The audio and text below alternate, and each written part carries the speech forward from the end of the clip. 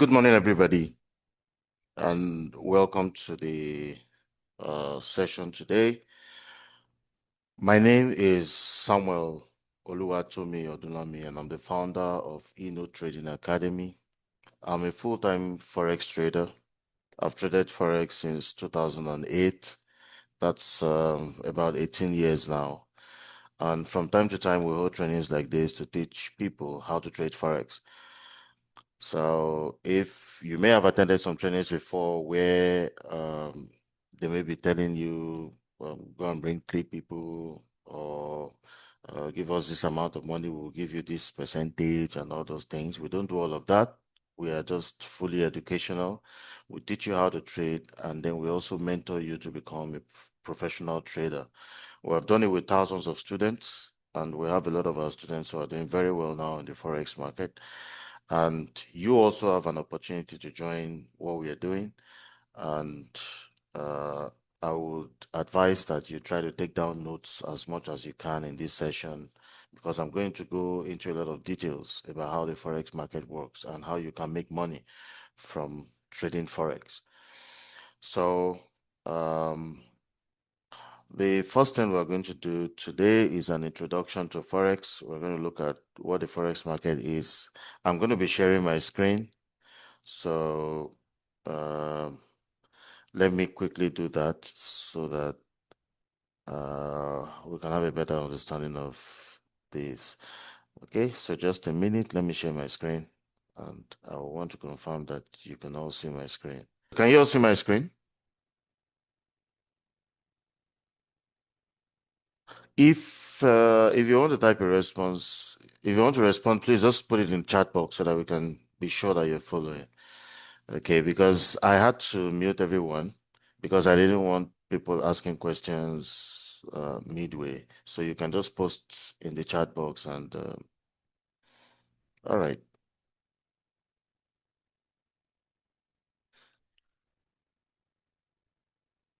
Uh, Better still, let me do this.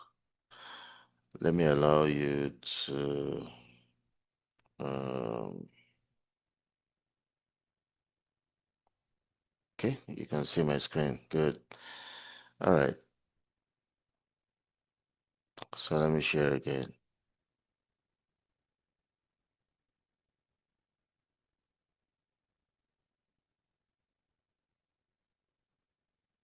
Okay.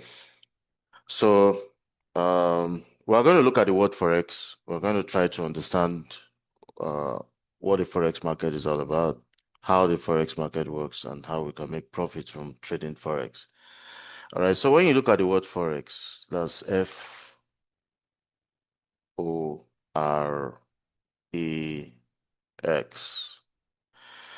There are actually 2 words here. This FOR is foreign, and this EX is exchange. So when we talk about Forex, we're talking about foreign exchange.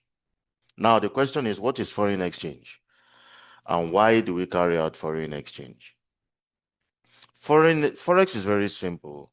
When you convert one currency to another currency based on an agreed exchange rate, you have traded Forex. So that means if I go to Abuki and I tell Abuki that I need $1, and Abuki says your money is 1,400 naira. I give Abuki 1,400 naira. Abuki gives me $1. We have traded Forex. Now the question is, why do I have to go to meet Abuki that I need dollars? There are different reasons why I will need dollars as a Nigerian. One is international trade. If, for example, I want to import something from Japan, I cannot take Nigerian naira to Japan to buy anything. I have to convert Nigerian naira to Japanese yen and use the Japanese yen to buy what I want to buy from Japan. If I want to buy something, I want to import something from, let's say, China, I cannot take Nigerian naira to China to buy anything. I have to convert Nigerian naira to Japanese yen and use the Japanese yen to buy what I want to buy from through Chinese yuan, sorry, and then use the Chinese yuan to buy what I want to buy from China. If I want to bring in something from UK, I have to convert Nigerian naira to the British pound and then use the British pound to buy what I want to buy from the UK. So the fact that goods and services are moving from one country to another country, whoever is buying has to convert his currency to the currency of the person who is selling so that he can use that to buy what he wants to buy from the seller, right? So international trade is one reason why Forex is traded. Another reason why Forex is traded is tourism. You want to travel from Nigeria now to the UK, for instance, on holiday. You cannot take Nigerian naira to the UK to pay for your hotel. You have to convert Nigerian naira to the British pound and then use the British pound to pay for your hotel in the UK, right? So tourism is another reason why Forex is traded. Uh, During the World Cup in Qatar, that was in 2022. I remember one of those times I went to the stadium. That was after the game between Senegal and Netherlands. I wanted to purchase the replica ball, similar to the one used in the match, and I didn't have cash on me. I wanted to pay with my Visa card. So I went to the guy, I wanted to use my Visa card to pay, and the network was acting up. So the guy was like, okay, do you have cash on you? I said, no, I don't have cash. It's my Visa card I use for all my transactions. I said, okay, do you have US dollar? I said, no, I don't have US dollar. I said, but there's one currency I have. So I brought out 500 naira and showed the guy. The guy just raised it up. Look, he said, I've not seen this one before. Right? So, I mean, no matter how much naira I had on me, that guy will not listen to me. Right? So I had to convert whatever money I had to their own currency before the guy could understand the value of what I want to pay. Right? So tourism is another reason why Forex is traded. Another reason why Forex is traded is because sometimes the central banks want to stabilize exchange rate. They want to balance the markets. So sometimes when their currency is becoming weak, they go to the market and mop up their currency from the market in exchange for other currencies so that they can create a scarcity of their currency and then their currency can gain value. So we see it a lot of times during the previous administration in Nigeria. We heard that the government was borrowing a huge amount of money every month just to stabilize the exchange rate between the naira and the dollar, right? So central banks do that a lot because they want to balance the market. Another reason why Forex is traded is because we want to make a profit. That's the one that concerns us as Forex traders. We want to make profit. So if, for instance, you go to Aboki and you tell Aboki you want to buy a dollar from him, he will tell you, oh, $1 is 1,420. But if you bring dollar to Aboki and tell him you want to sell dollar to him, he will tell you 1,370. Why? Because he wants to make that difference of 50 naira, right? Another way you make money is if, for instance, you get some information. Maybe the central bank makes a policy, for instance, and then based on that policy, we know that the exchange rate is going to go from 1,400 naira to 4,000 naira per dollar. As a smart guy, you've already seen the opportunity. Hey, exchange rate is going to go from 1,400 to 4,000 naira per dollar. What do? You run and go and buy dollar and keep, right? And then when it goes up to 4,000 naira, then you sell, convert back to naira, you have made profit, right? So that's how we make money in the forex market. Every day we go to the market and then we're trying to look for a currency that is strong, a currency that is weak, so that we can buy the strong one against the weak one in order to make a profit. Now let me show you something because I want to ask some questions and I want to be very sure that you are following. So let me enable you to unmute yourself and all right.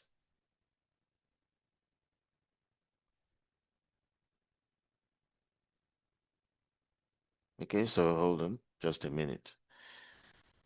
Okay, so you can unmute yourself and answer when I ask questions. All right. So I said that, let me just erase this so that,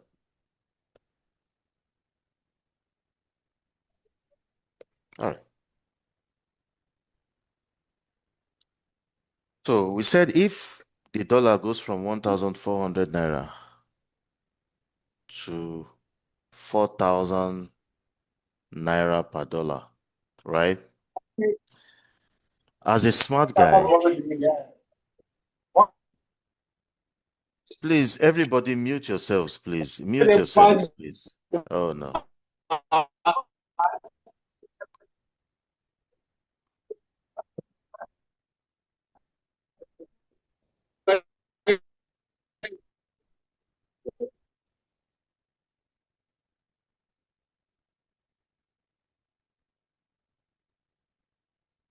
So when the exchange rate went from 1,400 to 4,000 naira per dollar, right?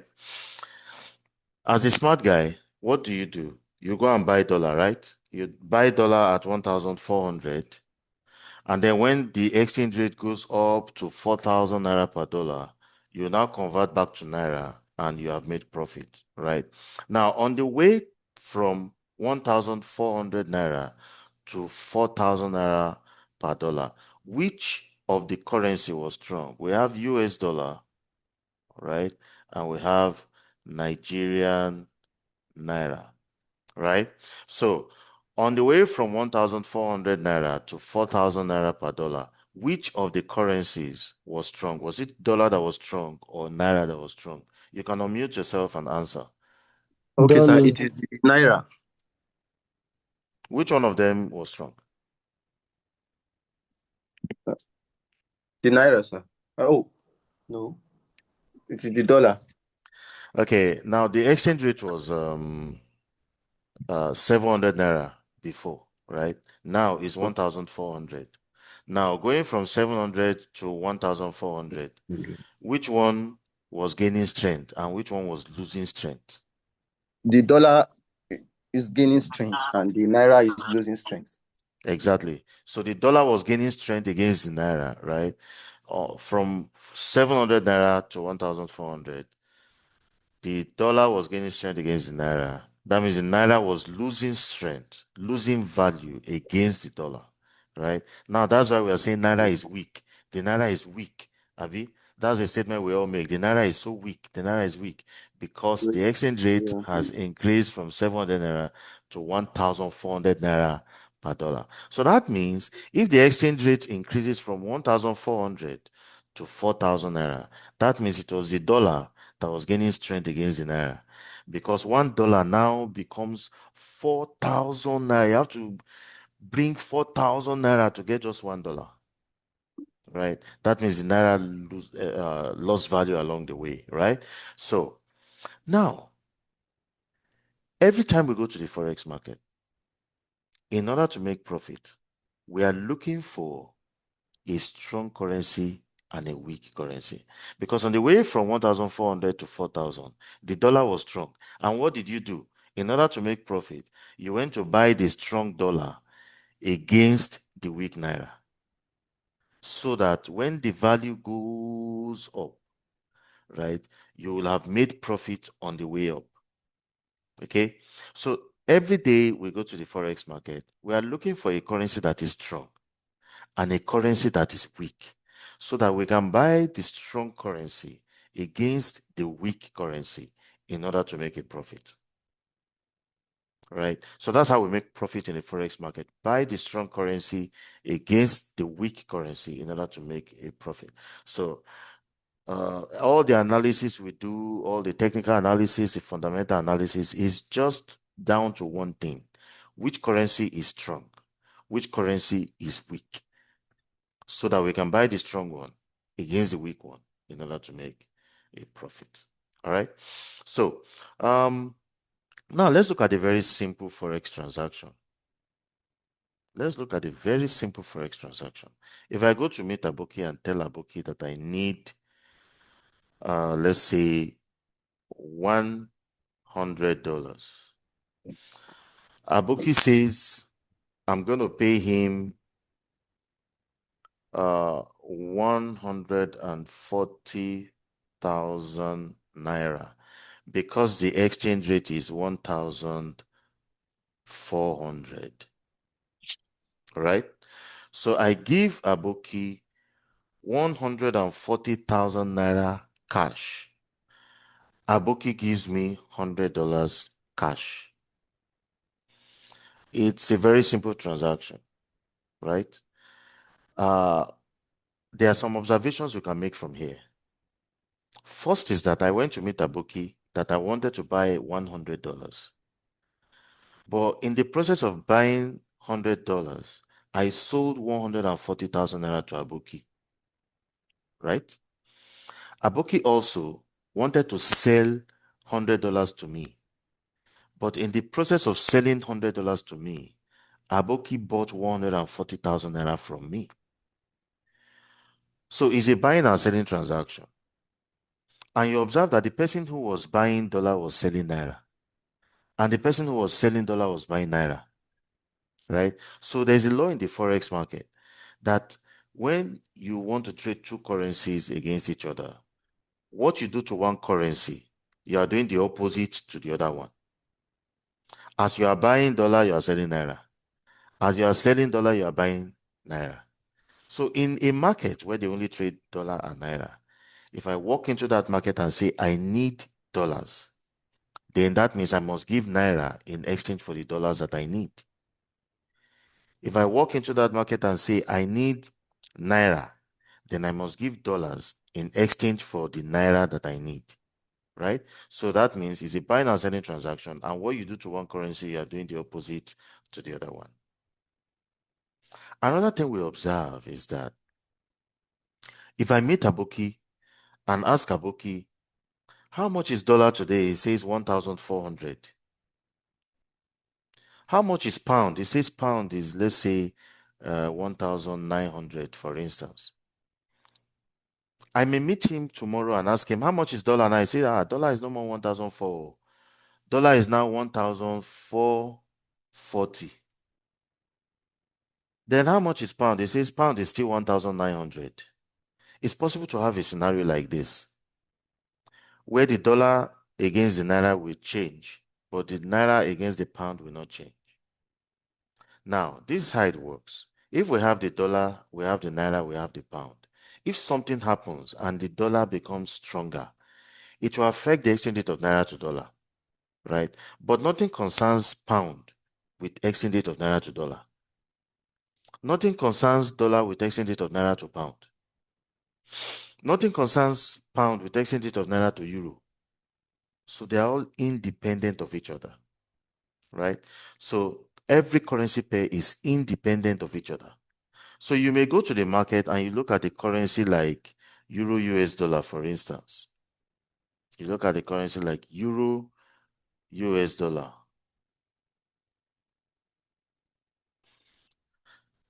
And you see that the euro is appreciating against the dollar. You may go to a pair like Euro Japanese yen, and you see that the euro is depreciating against Japanese yen.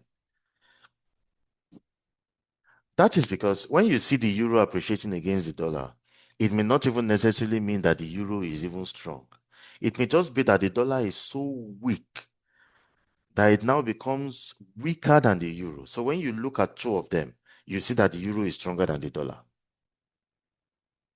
And if you look at the scenario of euro Japanese yen, and you see the euro depreciating against Japanese yen, it may not necessarily mean that the euro is weak. It may just mean that the Japanese yen is so strong that when you look at the two of them, the euro is weaker than the Japanese yen. So every currency pair is independent of each other, right? So those are things that we need to understand about the Forex market. So now we are going to go into the slides. Let's look at what we have in the slides, understanding the Forex market. Okay, so let me just show you what we have in the slides, understanding the Forex market. The Forex market, or the foreign exchange market as we call it, refers to a global market in which traders, investors, institutions, and banks buy, sell, and speculate on currencies from around the world. So, what goes on in the market is buying, selling, and speculation on currencies from around the world. That speculative part of it is the reason why we say there is nothing 100% guaranteed in Forex. So if someone tells you, bring this money, let's go to the Forex market and trade, I guarantee you that you will make profit. The person is actually lying to you, because in this market, there are no guarantees, right? We go to the market to speculate. Oh, because this has happened, I expect that the US dollar is going to be weak. Because this has happened, I expect that the British pound is going to be strong. You're only speculating. You are not the one that will make the pound to be strong. You are not the one that will make the dollar to be weak. You're only speculating. Because what if you expect it to be weak and then it doesn't go weak? Then what happens? That's why the Forex market is a speculative market. But when, as a professional trader, when you go to the market, you only give yourself the best chance of making money. And that is being on the right side of the market at every point in time. Right? Uh, let's say, let's say, um, uh, uh, some data are released, and then it shows that the unemployment rate in the US has dropped. That means the number of jobless people in the US, the percentage of jobless people in the US has reduced. That tells you that, oh, the US economy is doing well because it's able to create jobs for people, right? And then, the people who were jobless before, many of them now have jobs that they're doing. So the US economy is doing well. If such data is released, you expect that there's going to be strength on the US dollar, right? So what if the US dollar does not become strong with that data? Then what do you do? But to be on the right side of the market, to give yourself the best chance of making profit, you have to buy the dollar at that time, because there is data that is released to support the fact that the dollar is going to be strong.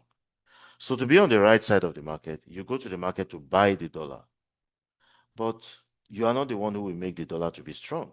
You're only speculating because of the data you have seen, right? So those are things that we look at in the market. And then when you're speculating, speculate on what has happened, not what you think will happen. If, for instance, there's some rumor that one country is going to fight another country, and everybody is like, oh, these guys are going to bomb them tomorrow. They are going to bomb them tomorrow. They have not bombed them yet, right?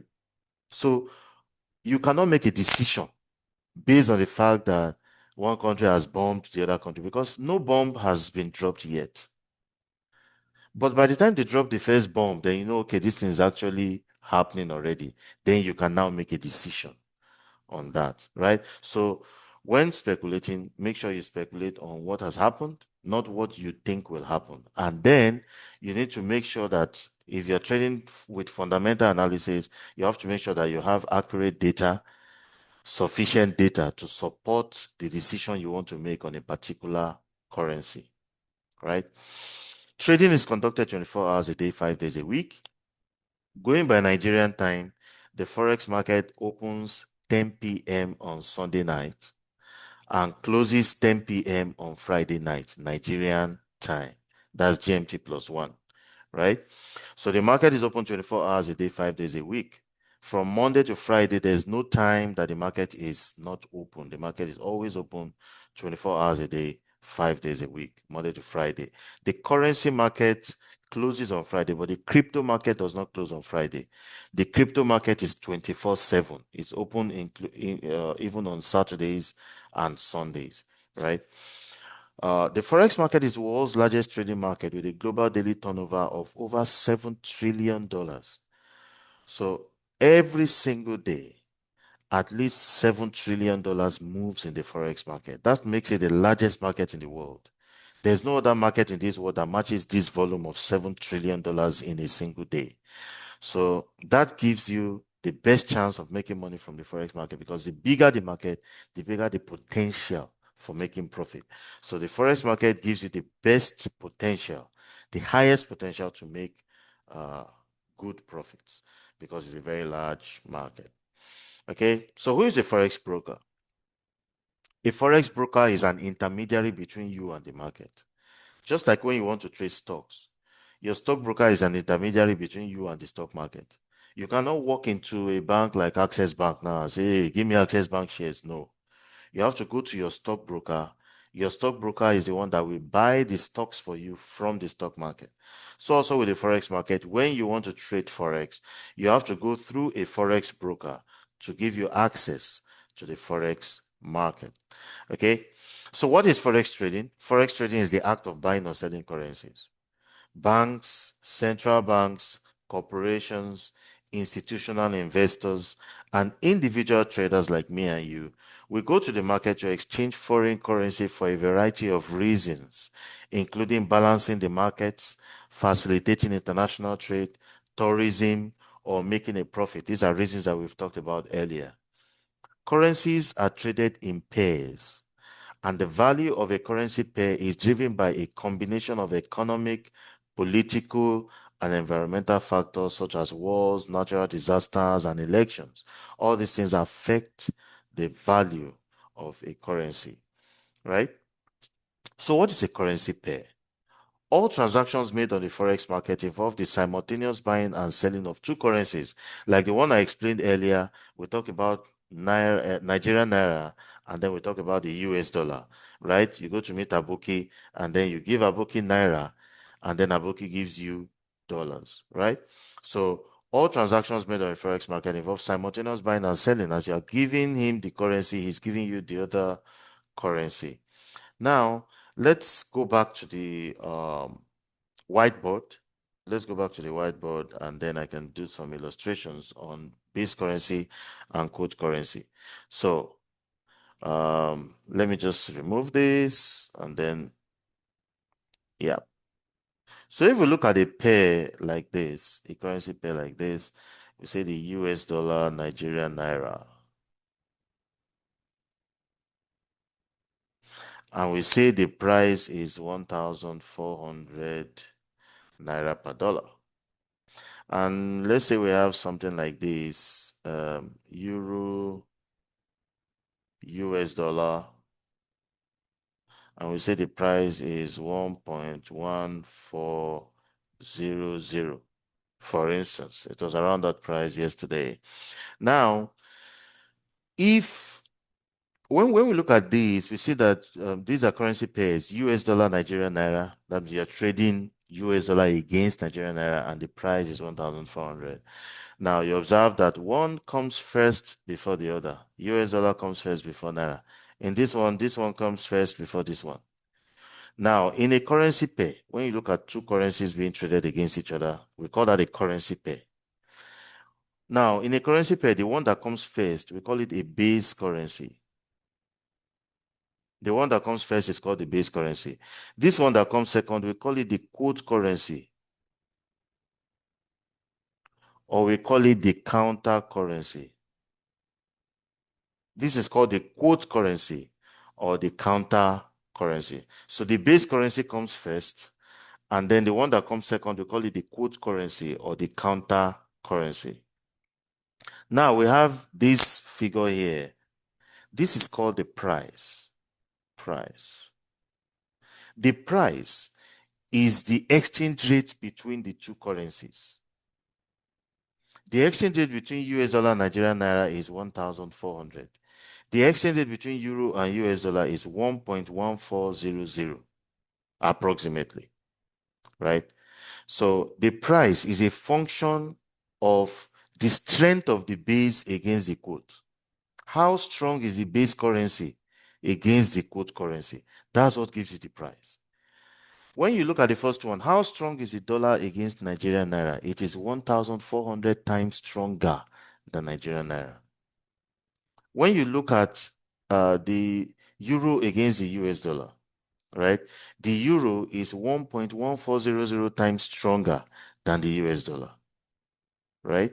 So the strength of the base against the quote is what gives you the price. Now, when the base currency is getting stronger than the quote currency, then the price goes up. When the base currency is getting stronger than the quote currency, then the price goes up. So if the US dollar begins to get stronger than Nigerian naira, then that means you will see the exchange rate begin to increase from 1,400 to 1,500, 1,800, 2,000, 2,005, 3,000, and then everybody is saying what's happening. Why? Because the US dollar is getting stronger than Nigerian naira. The base currency is getting stronger than the quote currency. Now, when the base currency is getting stronger than the quote currency, what do? You buy the base currency against the quote currency.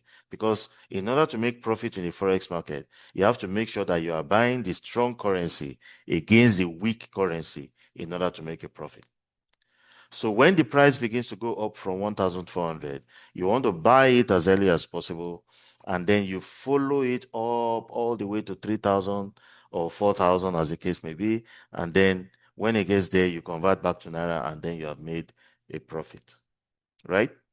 So that means when the base currency is getting stronger than the quote currency, you just simply buy the base currency against the quote currency. Now, when the quote currency begins to get stronger than the base currency, then the price now begins to go down. When the quote currency begins to get stronger than the base currency, then the price begins to go down. That means if Nigerian naira begins to get stronger than US dollar, what do? You have to buy naira against dollar. So when naira is beginning to get stronger than US dollar, then you see the price begin to go down, right? You see the price going down.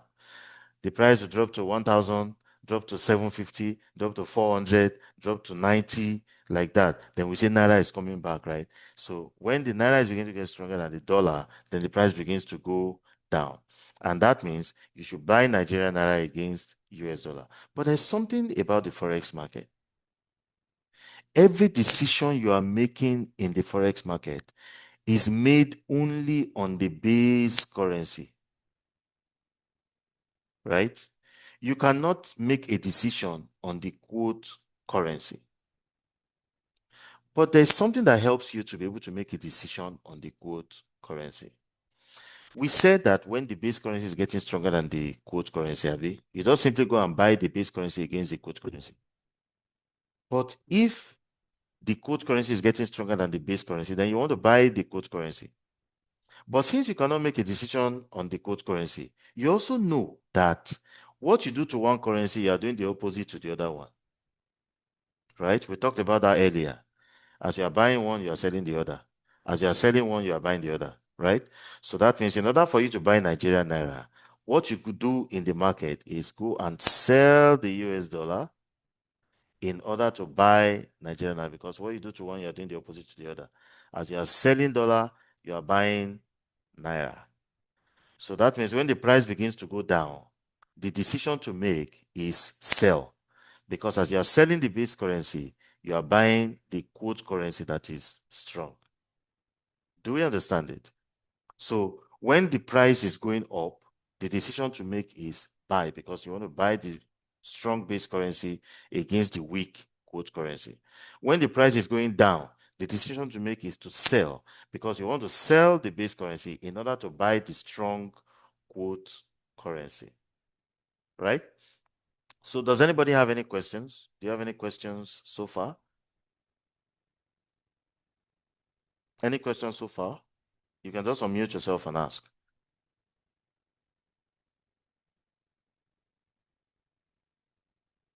No questions? Okay, so we should. I, All right. I have a question. All right, sir. So I said, I want to ask that how do we detect, like, how do we know when the base currency is stronger than the quote currency? Is it based on the just on the price? or the news or anything that came out. I don't like Yeah, that's we are getting to that. We'll talk about that under analysis. all right, sir. Yeah, you analyze the market and you know when the currency is going to be strong or when it's going to be weak. Okay. Any other question? No questions? So we can continue. All right. So let's go back to the slides. So we understand what the base currency is. The base currency is the first currency that appears in a forex pair. And this currency is bought or sold in exchange for the quote currency. And then the quote currency is also referred to as the counter currency and is the second currency that appears in a forex pair, right? So we are understanding forex terms now, right? So let's talk about price, the bid price and the ask price, right? So let's go back to the whiteboard, bid price and ask price. Let me just quickly remove what I have on the screen.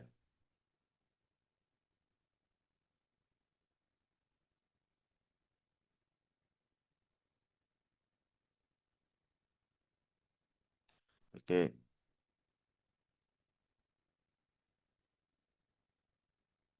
All right, price. So we said the exchange rate of euro to US dollar is approximately 1.1400. Now, when you go to the market, you will not just see 1.1400 just like that. You always see two prices. Why? Because in every buying and selling transaction, there are always two prices involved. For instance, you go to the market, the physical market, you want to buy a basket of tomatoes. I asked the woman, how much is this basket of tomatoes? And the woman says it's 5,000 naira. I said, madam, I don't have 5,000 naira. Will you accept 4,500? Now, there are two prices involved. The seller wants to sell it 5,000 naira. The buyer wants to buy it 4,500 naira. Right? So there are two prices involved. There's a price the buyer wants to buy. There's a price the seller wants to sell.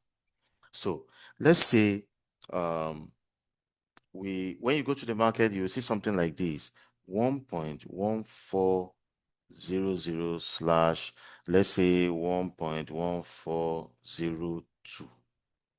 There are two prices involved, right?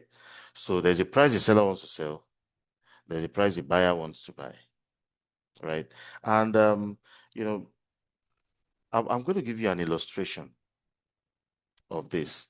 Let's say you know the way deals are done in Nigeria when you want to buy uh, maybe a house, for instance. Maybe you're driving along the road and you see a house, a big mansion, and they put a banner on the mansion and they say for sale, right? And I'm using this illustration because we have the middleman here, okay? And in the forex market, we have a middleman. So let's say you're driving along the road, you see a mansion, you want to buy the mansion, and there's a banner on it showing a phone number, and obviously that's the agent's phone number. And then you call the number. Hello, good morning. I saw this building along this road, and I'm interested in it. How much is it? And the guy says the building is 100 million naira. 100 million naira. Right? And then you tell him, I don't have 100 million, no. Will you accept 80 million? 80 million. Now there are two prices involved. The seller wants to sell it 100 million, and I, as a buyer, want to buy it 80 million naira. Now, the agent goes to meet the owner of the house and says, Oga, that your 100 million house, I've seen someone that wants to pay 80 million. Will you accept 80 million? And the owner of the house says, no, my house is 100 million. The agent will go home and sit down and think, no, now, a house of 100 million, this guy wants to pay 80 million. This guy should be able to accept. Now, then he goes to meet him the following day and says, see, Oga, calm down. This house, you bought it last year for 30 million naira.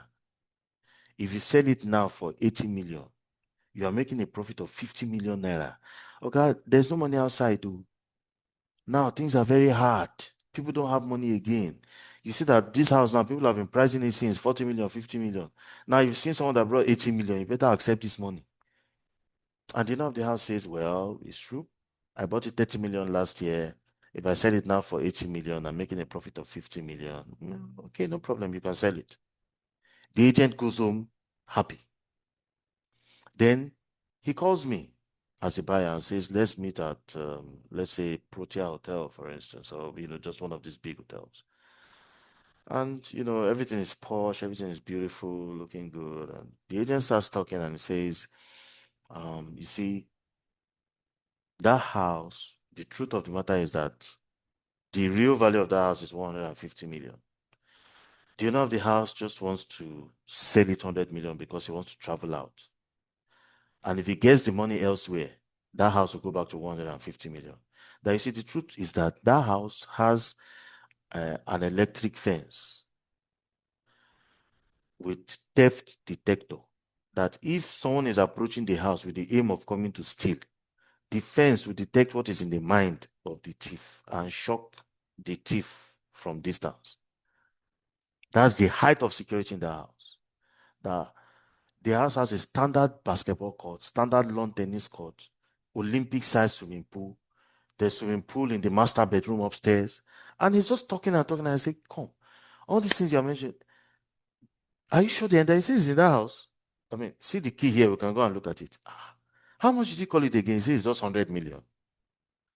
Please don't give the house to another person. I'm coming tomorrow to come and pay this 100 million. Right? Now, I'm buying it because I'm also thinking this house that has all these features. If I buy it now, next year I'll sell it 200 million. Right? I'll go and look for money anyhow. The following day, I'm in the agent's house. I'll give the agent 100 million. Smart guy, the agent will just remove 20 million from the money and give the owner of the house 80 million. Deal done. Right?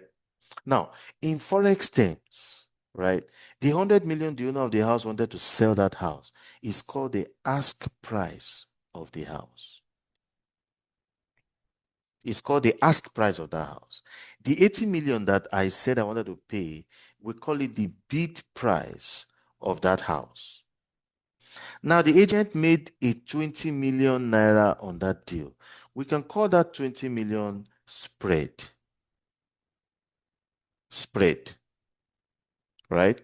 Now, you observe something.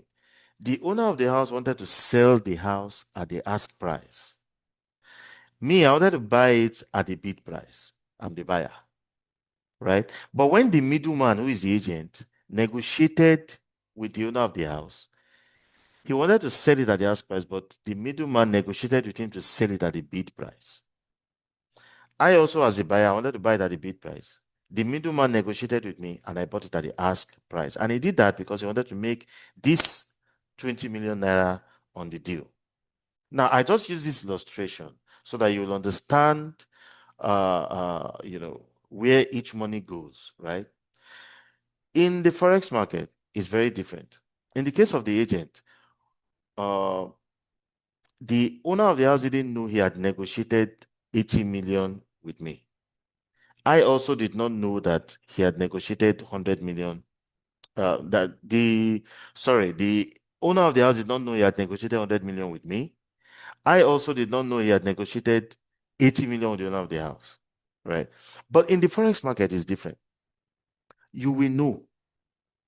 Because when you go there, you will see the two prices. If you are buying this, your price. If you are selling this, your price.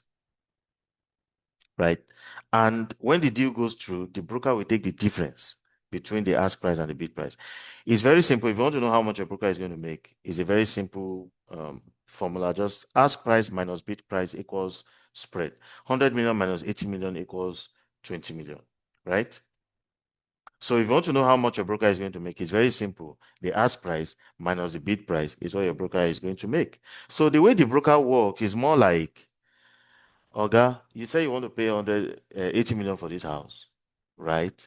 I've negotiated 80 million with the owner of the house, but I will still collect 100 million naira from you because that extra 20 million is my own. You understand? So you do, Abi, you know do. right? And then since it's an industry practice, every broker will charge you spread, right? So if you like run from this broker to this broker, that's how your broker makes money when you trade Forex. The broker doesn't make money from the profits you make, but they charge you spread every time you trade, right? So if you want to know how much a broker is going to make, it's just very simple. The ask price minus the bid price equals the spread. So we're going to do a very quick mathematics here. Just a very quick one. We're going to calculate the spread here. All right. So 1.1402 minus 1.1400, right? So what is the spread here? You can unmute yourself and answer. What's the spread here?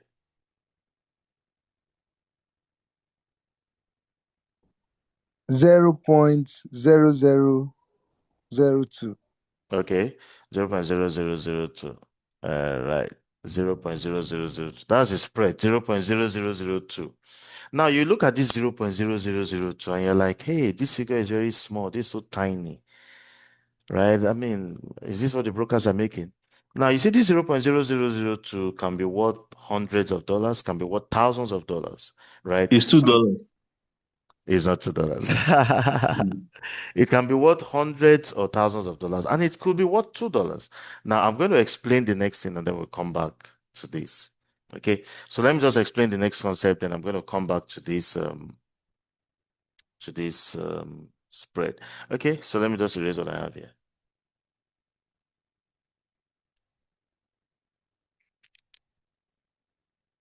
Okay, so let's talk about the next concept, which is pips. P-I-P-S. Pips. What are pips? Or what is a pip?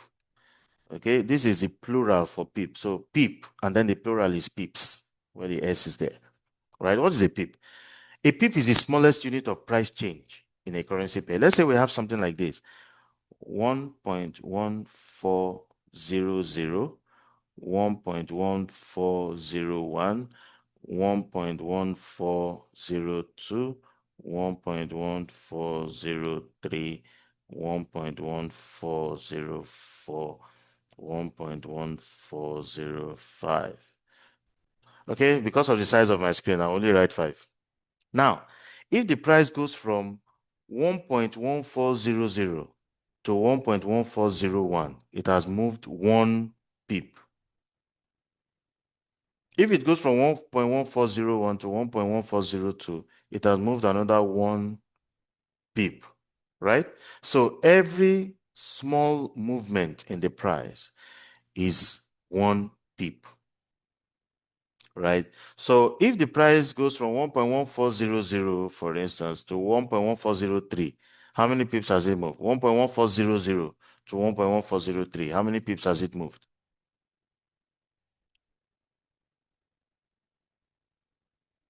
You can unmute yourself and answer. 3 Yeah, how pips. many pips? 3 pips. Okay, 3 good. pips. Yeah, so that's 3 pips. If it goes from 1.1400 to 1.1410, how many pips has it moved? 10 pips. 10 pips, yeah. So that's how we calculate the pips, right? So the pip is just the smallest unit of price change in a currency pair, right? Now, there's what we call the pipette. Pipette, and I'm going to explain. Now, this is based on 4 decimal places, right? 4 decimal places. So when you're calculating your pip, it's just based on 4 decimal places, right? But when you look at your chart, you will notice that there's usually a 5th decimal place. Most brokers will give you that 5th decimal place. What does the 5th decimal place mean? Now, you see something like this: 1.14001, right? 1.14002, 1.14003, right? Until you just continue like that until you get to 1.14010. It will get to 1.14009, right? It will increase from 1.14001, 1.14002, 1.14003, like that, up to 1.14009. Then you now say 1.14010. Then 1.14011, 1.14012. So those small ones, the fifth decimal place, we call it the pipette. Right? Now, between two pips, from 1.1400 to 1.1401, we have 10 pipettes. Now, this is it. Pipette. This is the spelling. Pipette. P-I-P-E-T-T-E. Right? Pipette. Now, let me give you this illustration of what a pipette is. Let's say we have 100 naira. 100 naira to 101 naira. Between 100 naira and 101 naira, the difference is just 1 naira, right? It's 1 naira. But between 100 naira and 101 naira, you have 100 naira, 1 kobo, 100 naira, 2 kobo, 100 naira, 3 kobo, until you get to 100 naira, 99 kobo, before you now get to 101.00. Right? So the difference between 100 naira and 101 naira, sorry, is 1 naira, but it is 100 kobo. The difference between 1.1400 and 1.1401, it is 1 pip, but it is 10 pipettes. Do we understand? So the fifth decimal place is just the pipette, and 10 pipettes make 1 pip, just like we say 100 kobo make 1 naira. So 100 kobo makes 1 naira. 10 pipettes make 1 pip, right? So when you go to the market, you always see the fifth decimal place. That fifth decimal place is just the pipette, but your pip, your standard pip, is calculated based on 4 decimal places. Right? So when you look at pairs that have to do with Japanese yen, any currency, Hello, XXX sir. currency. Yes, sir. Okay. Please, sir. Is it the pip that makes the pipette or the pipette that make the pip? Yeah, just like the kobo makes the naira, the pipette Yes. makes the pip. 100 kobo makes 1 naira. 10 pipettes make 1 pip. You understand it, sir?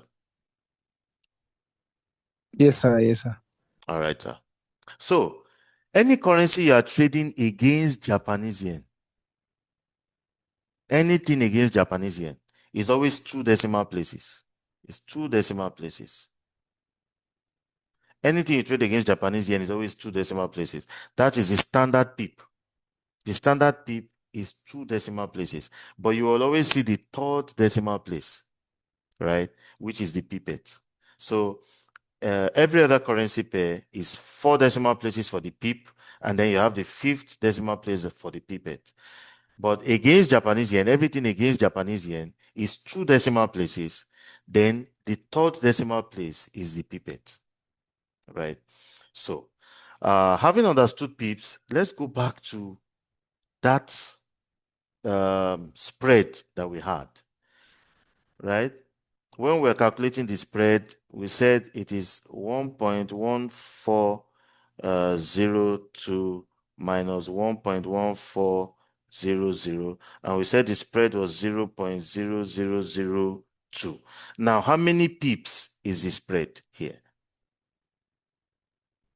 How 2 many pips is the pips. spread here? Is 2 pips, right? The spread is 2 pips because it's 1400 to 1400 to 1402, right? That is 2 pips. Now, how do we now understand this pip now monetarily? When you are trading Forex, you don't make profit in dollars. You make profit in pips, but it is you who determines the value of a pip. Now, let's say I buy a currency pair at 1.1400. I buy a currency pair at 1.1400. The price now increases to 1.1404. That means I have made a profit of 4 pips because I bought it at this price and then it increased to this price. So I have made a profit of 4 pips. Now, what is the value of these 4 pips? If I go to the market and I'm trading at $1 per pip, that means every pip I make as profit is valued at $1, right? If I make a profit of 4 pips, that means I have made $4 because my pip is valued at $1. So I made 4, that is $4. If you go to the market and you say, no, you want to trade $10 per pip, you want your pip to be valued at $10. If you make a profit of 4 pips, you have made $40 because you made 4 pips and each of them is valued at $10. That is $40. If you go to the market and you value each of your pip at $100, $100, that means you made 4 pips. Each one is valued at 100, 100, 100, 100. That means you made how much? $400, right? You see that in each of the scenarios, the profit made was 4 pips, just 4 pips.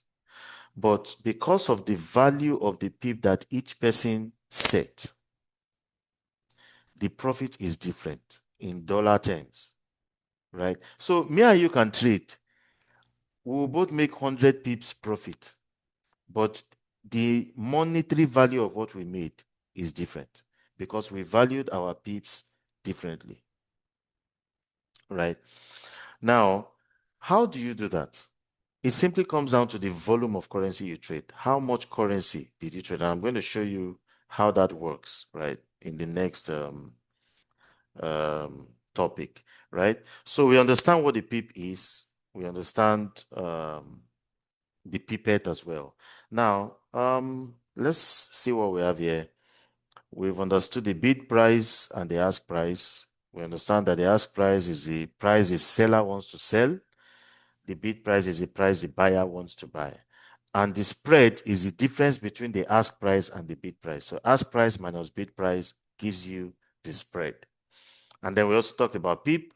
The pip is the smallest unit of price change in a currency pair. So for example, if euro US dollar moves from 1.1215 to 1.1216, it has moved 1 pip. And then you remember the Japanese yen I talked about also. Everything against Japanese yen is 2 decimal places for the standard pip, and then you have the third decimal place for the pip. So in USD JPY, for instance, a move from 128.51 to 128.52 is 1 pip. So that's just what we've talked about earlier, right? So we have an example here. Euro, US dollar. Which one of them is the base currency? Euro, US dollar. Which one of them is the base currency? Euro. Euro. What is US dollar called? You. The quote currency. The US dollar is called the quote currency. Yeah. Or the counter currency. Now we have 2 prices here, 1.1717 and 1.1719. Which one of them is the ask price? 1.1717. The ask price. 1.1717. Does anybody have any other answer? Is 1.1719. 1.7. Which one? 1.1719. 1.1719. Okay, 1.1719, 1.1717. Yes. Okay. Yes. Okay, for those choosing 1.1717, can you give me a reason why you chose 1.1717?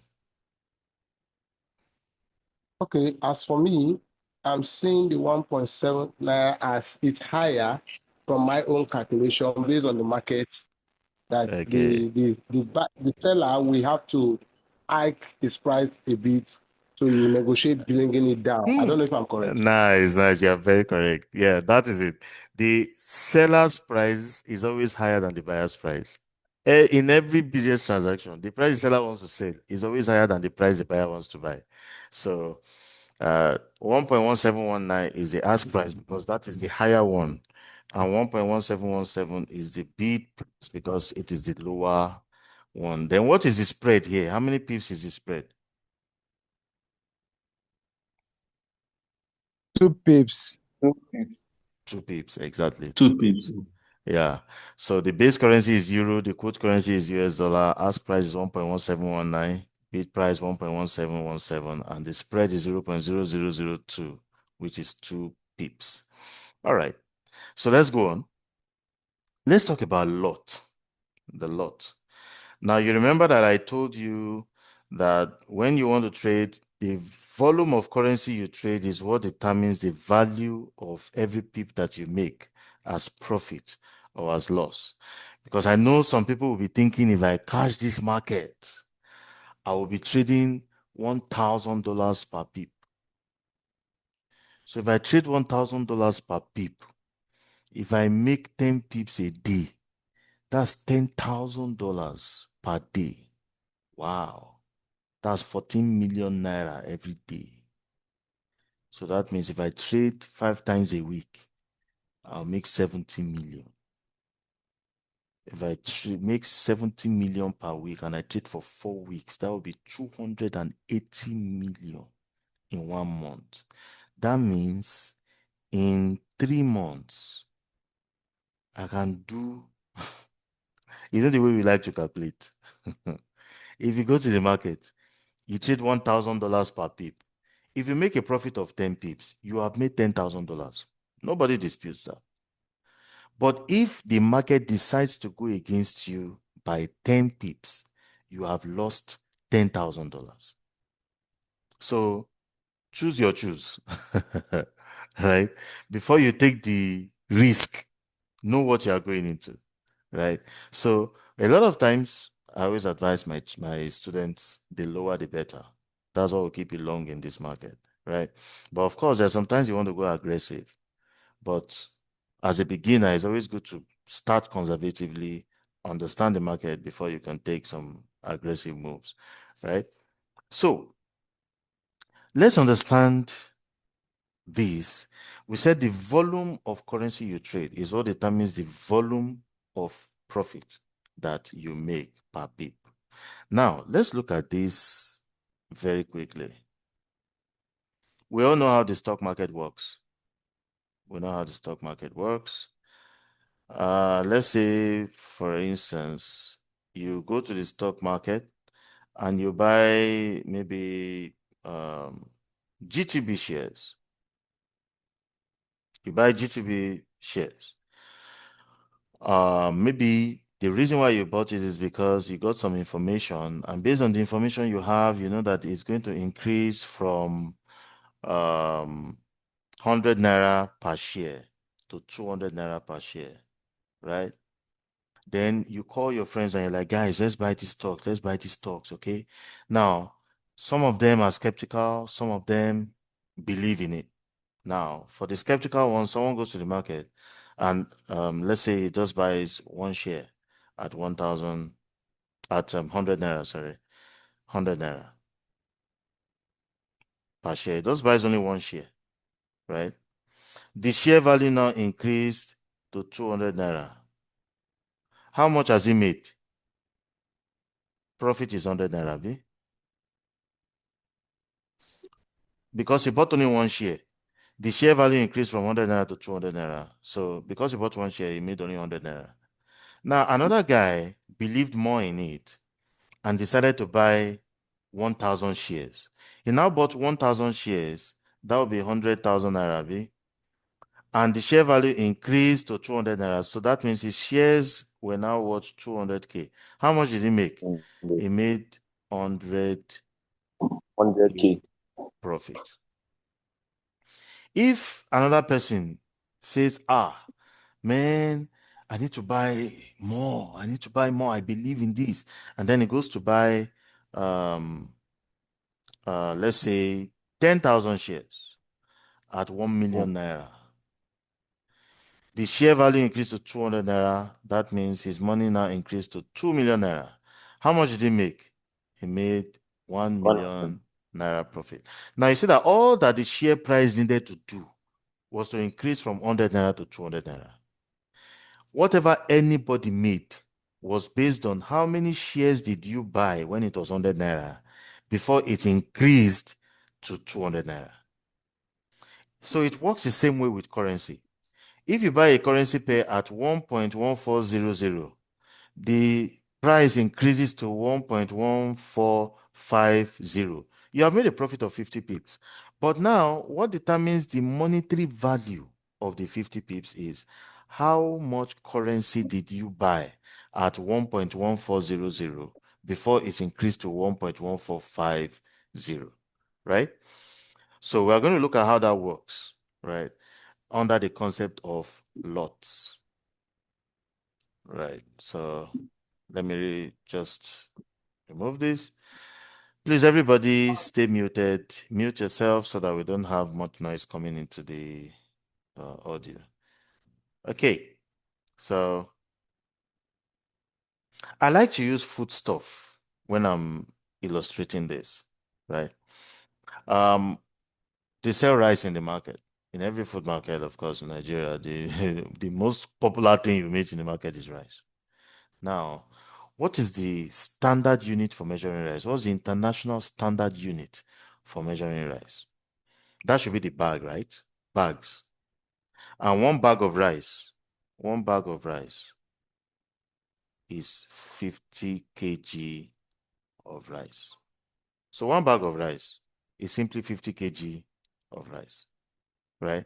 But is it everybody that goes to the market that buys one bag of rice? No. Some people go to the market and they buy multiples of a bag. Some people also go to the market and buy fractions of a bag. So someone can go to the market and decide to buy 3 bags of rice. 3 bags of rice.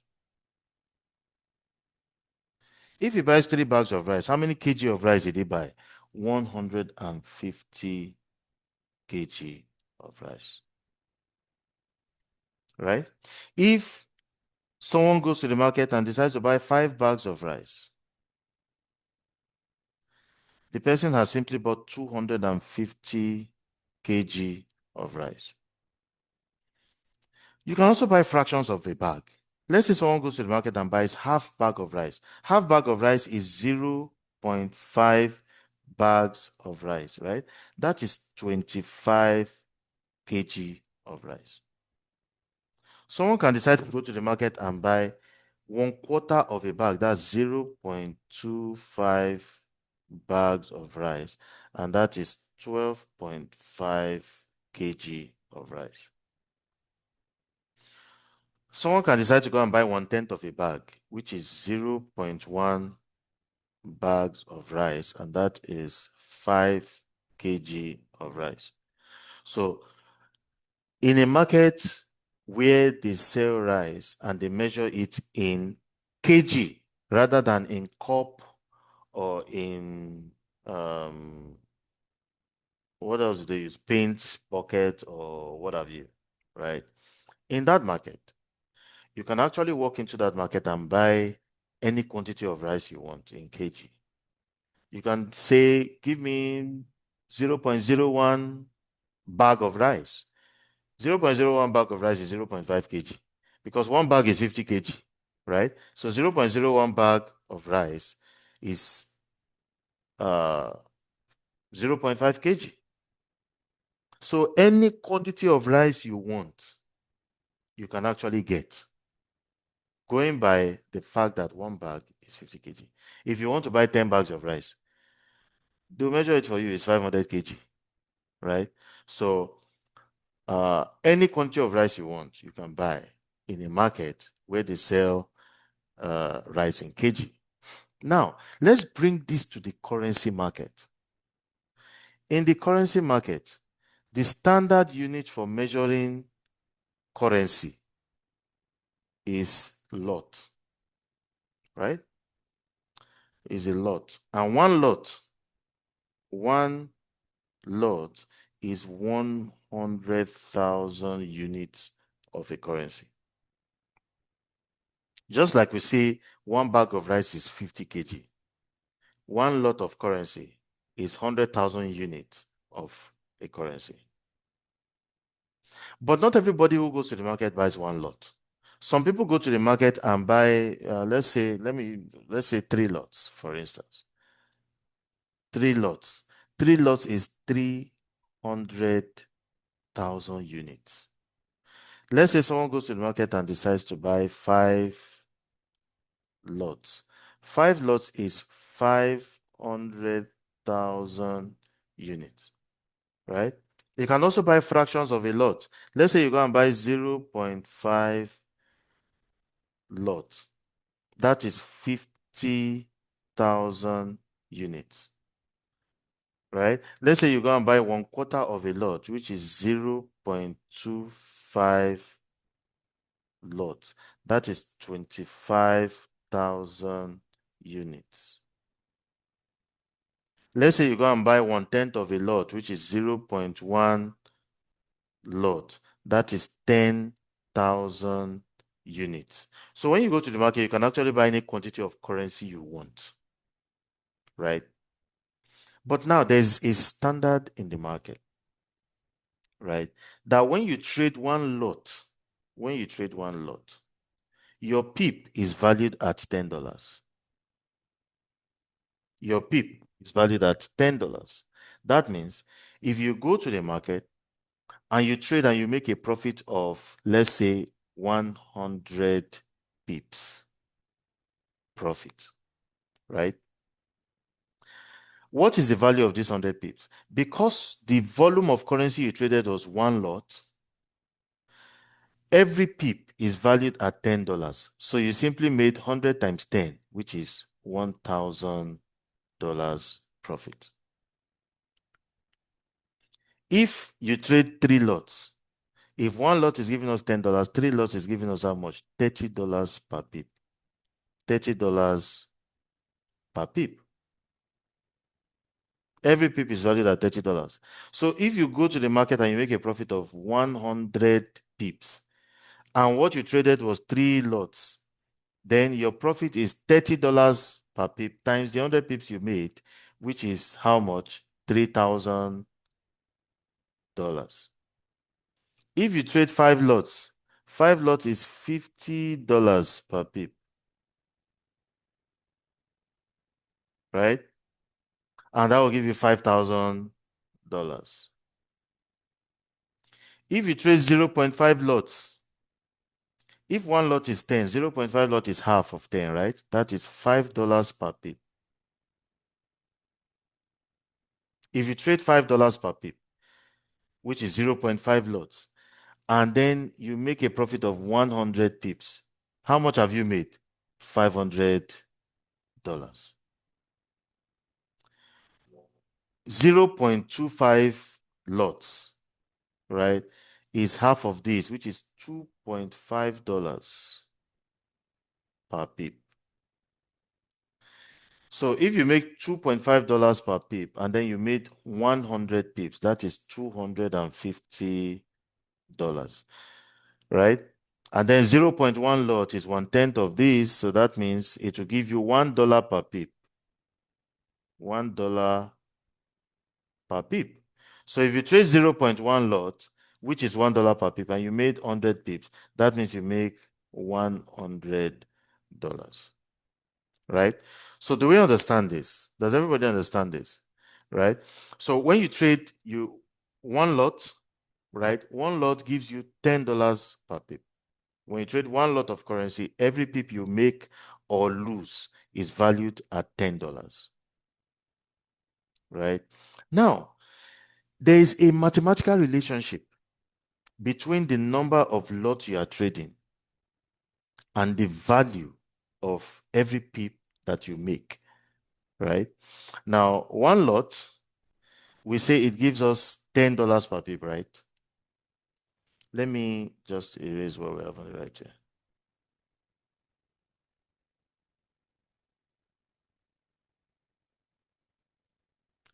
One lot is $10 per pip, right? That means 1 times 10 equals to 10. One lot times 10 is $10 per pip. 3 lots times 10 is $30 per pip. 5 lots times 10 is $50 per pip. 5 times 10 is 50. 0.5 lots, 0.5 times 10 is equal to $5 per pip. 0.25 lots, 0.25 times 10 is $2.5 per pip.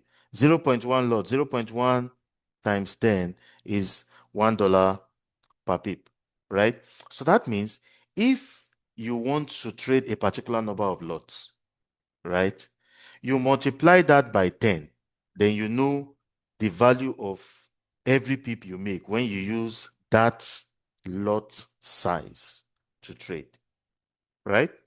So that means if I trade 7 lots, for instance, 7 times 10 gives me $70 per pip, right? So that means if I want to make $70 per pip, then I have to trade 7 lots. If I want to make $4.5 per pip, $4.5 per pip, right? Then I have to trade how much? 4, right? $4.5 per pip. How many lots will I use? 45 minutes. 0.45. Because 0.45 times 10 is what gives me 4.5. Right? Okay, let me ask another one. Let me ask another one now. Let's say I want to make $24 per pip.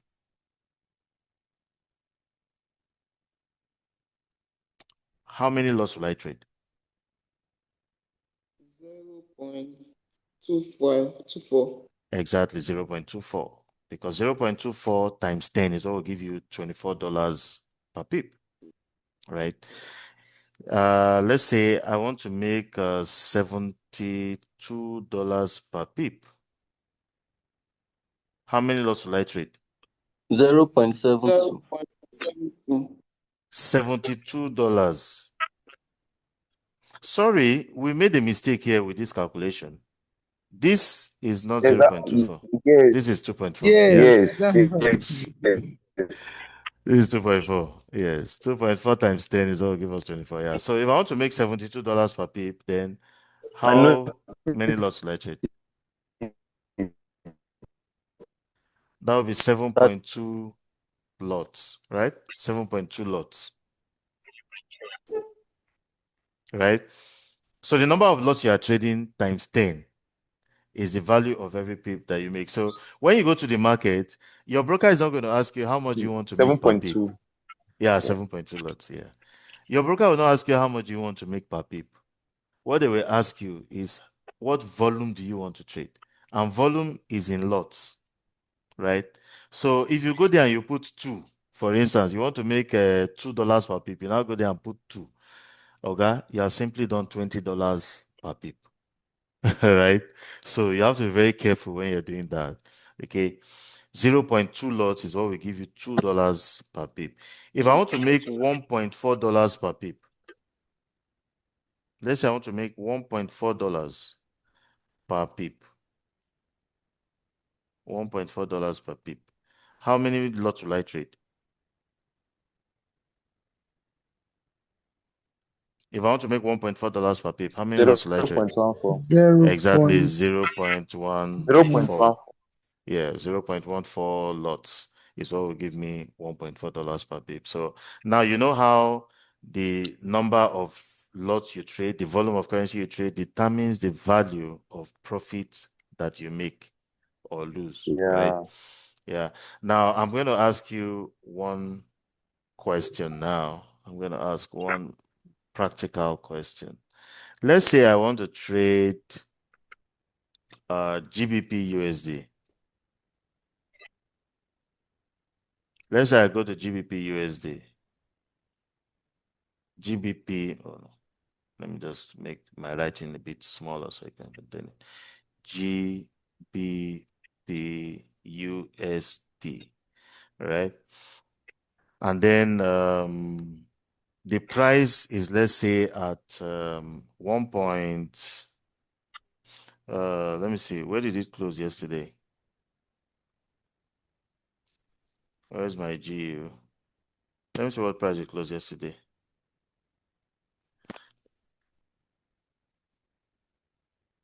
Okay, 1.3193 was where it closed. Okay, let's say the price at 1 point, I'm trying to look for a figure to give you.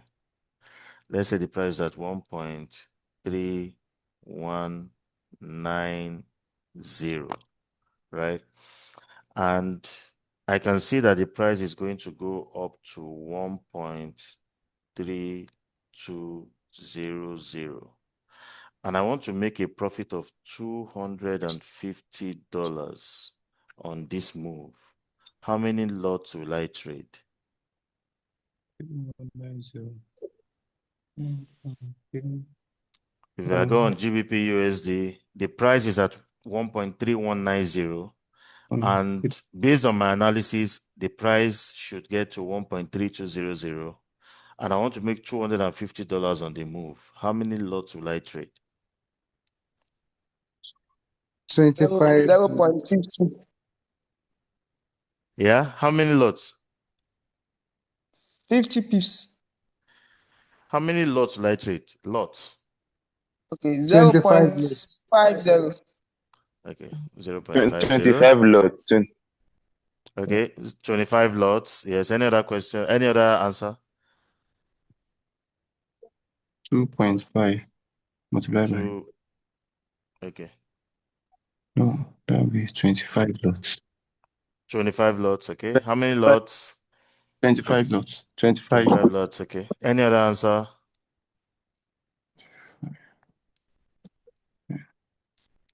Any other answer? Okay, let's calculate it together. Let's calculate it together. GBP USD. The price is at 1.3190, and I expect the price to get to 1.3200. That means I expect the price to go up by 10 pips, right? And I want to make $250 from 10 pips. So how much will every pip be worth? That's $250 divided by 10 pips. So that means every pip must be worth $25. Now, how many lots will I trade that will give me $25 per pip? That is 2.5. Five.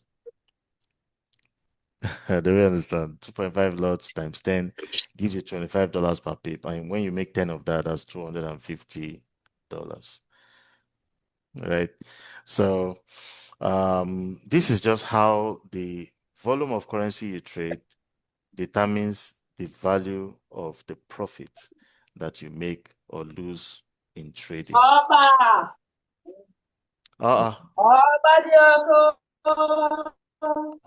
beg you. Please mute yourselves. I'm sorry. Okay, let me just mute everybody.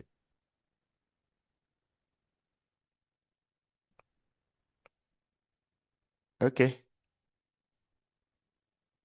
All right, so let's go on. So we understand lots. We understand that the lots is just the volume of currency that you're trading. The lots is the units that we use for measuring currency.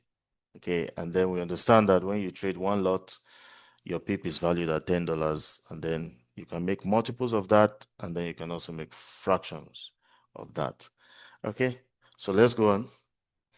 Let's understand leverage. What is leverage? That's another concept that is very, very important. The concept of leverage. What is leverage? Leverage is a service your broker gives you that enables you to trade with borrowed capital.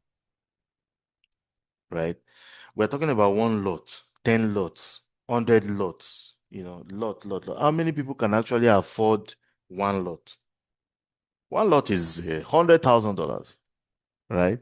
So that's where the concept of leverage comes in. You want to trade one lot, you want to trade 10 lots, but you don't have the money. Now the broker says, okay, bring any amount you have. We will multiply it for you, right? So that you can afford to trade the number of lots that you want to trade, right? Leverage is quoted in ratios. Now let's say we have something like this, okay? Let's say we have something like this. Leverage. Let me just quickly erase what I have on this screen. Leverage. What is leverage?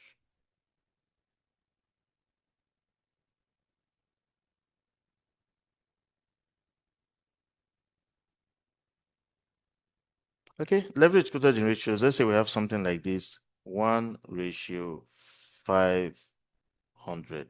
What does this mean?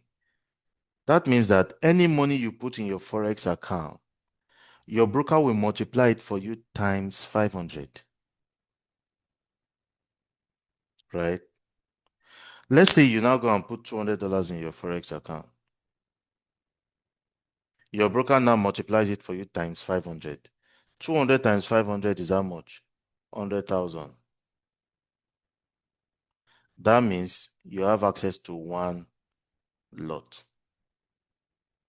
So with your $200, you can control one lot because you have a leverage of 1:500. If another person says 1:500 is too small, I want 1:2000. 1:2000. And you put the same $200 in your Forex account, your broker multiplies it for you times 2000. That means you have access to how much? $400,000. This guy can actually control 4 lots with his $200, right? So that's what leverage is. Leverage is just your broker giving you a huge loan, right? It is your broker giving you a loan of the extra amount you need to trade the number of lots you want, right? So now look at this guy that took one lot now, for instance. You have $200 in your account. You are using it to control $100,000. That means your broker added how much? $99,800 was what your broker gave you. Right. So you're trading with your $200 with a loan of $99,800. Now, some people have, I said one day, right? Yeah, I was talking in a conference and I said, when you look at the concept of leverage, that your broker gives you this loan, and when you make profit, they don't share the profit with you. You own all the profit. Someone said, they wait for you on your way out. Nobody is waiting for you on your way out. If you take this, you see this $100,000 here, and another person that says, I don't need leverage, I have $100,000 cash. Both of you will go to the market and you will make the same profit, right? And if you take $200 to the market, for instance, your $200, you now go and make $3,000 profit in one day. Your balance will increase from $200 to $3,200, and you can withdraw all this money immediately. And in 2 minutes, you will see a lot. That's how easy it is, right?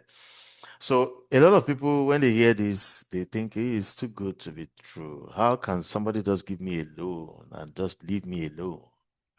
You know, when someone once said, I'm looking for a bank that'll give me a loan and leave me alone. The broker gives you a loan and leaves you alone, right? But there are some things you need to understand about this leverage that you have, right? It is not virtual money, it is real money that your broker adds to your account, right? Now, this is how it works. When you go to your Forex account, you will not see $100,000. You will see your $200. But the market is seeing somebody that has $100,000 because your broker has given you leverage, right? Now, when you go to the market to trade, you can control one lot. You now go and trade one lot. If you trade one lot is $10 per pip. If the market goes against you 20 pips, your $200 is gone, right? So wisdom tells you the lower, the better. Unless you want to go and be gambling in the market, right? Now, you see this 99,800 here. Nothing can happen to it. This money, nothing can happen to it. It is fireproof, bulletproof, burglary proof, everything proof. Nothing can happen to it. It can't have accident. So in case you go to the market and you decide to trade one lot and you are losing, you can only lose your 200. You cannot lose the broker's money. You can only lose your own money. So you go to the market, you trade your $200, you use one lot, your account is now going minus 150, minus 190, minus 197, minus 199, minus 200. You won't see the 99 again. Your 200 is gone. For you to trade again, you have to go and bring another money. You cannot lose your broker's money, right? The broker cannot lose 1 cent to your own risk taking, right? They are only giving you an opportunity to make more money, right? And they're also giving themselves an opportunity to make more money because spread is charged in pips. If you are trading $100 per pip, they will charge you spread $100 per pip. If you are trading $1,000 per pip, they will charge you spread $1,000 per pip. If you are trading $1 per pip, they will charge you spread $1 per pip. So when the broker is giving you leverage, right, it gives you an opportunity to use bigger volumes. And when you use the bigger volumes, the broker is also happy to charge bigger spreads, right? So it's a win-win situation both ways. And the money they are giving to you, you cannot lose the money. So it's a risk-free investment for them, right? So they'll be glad to give you any amount, really.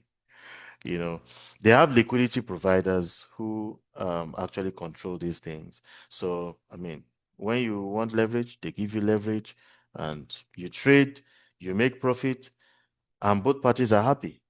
You are happy you have made bigger profit. They are also happy that they have made bigger spread. And of course, you cannot lose their money. So everybody is happy, right? So that's the concept of leverage. So sometimes you go to your account, you're trying to trade one lot, and your broker is telling you not enough money. You need to go and check your leverage, right? Go and check your leverage, maybe try to increase the leverage so that your broker can allow you to trade the number of lots that you want to trade, right? So any question based on leverage, is any question? If you have a question, please unmute yourself and ask. Yes, sir. All right. In the process of the money coming down from 1.9 1.99, like 199, Yes.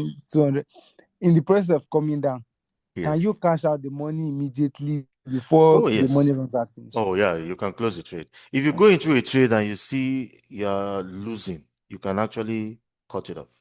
Just take the loss. Maybe you have $1,000 in your account. You go into a trade, the trade starts going against you. You are losing maybe $70, $80. You can just cut it. This loss is getting too much. You just cut it, and you still have your $920 left. Yes, you can cut it off. Sir, I have a Uh, question. Okay, sir. All right. This particular leverage. Okay, let's say Yeah. I have just one lot, and then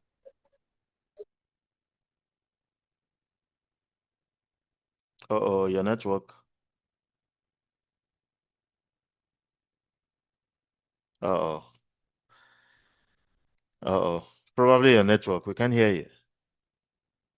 can you hear, Oh, your can you hear network. me now? Okay, yes, I can hear you now. Ouch. Yes. Okay, I can hear you now.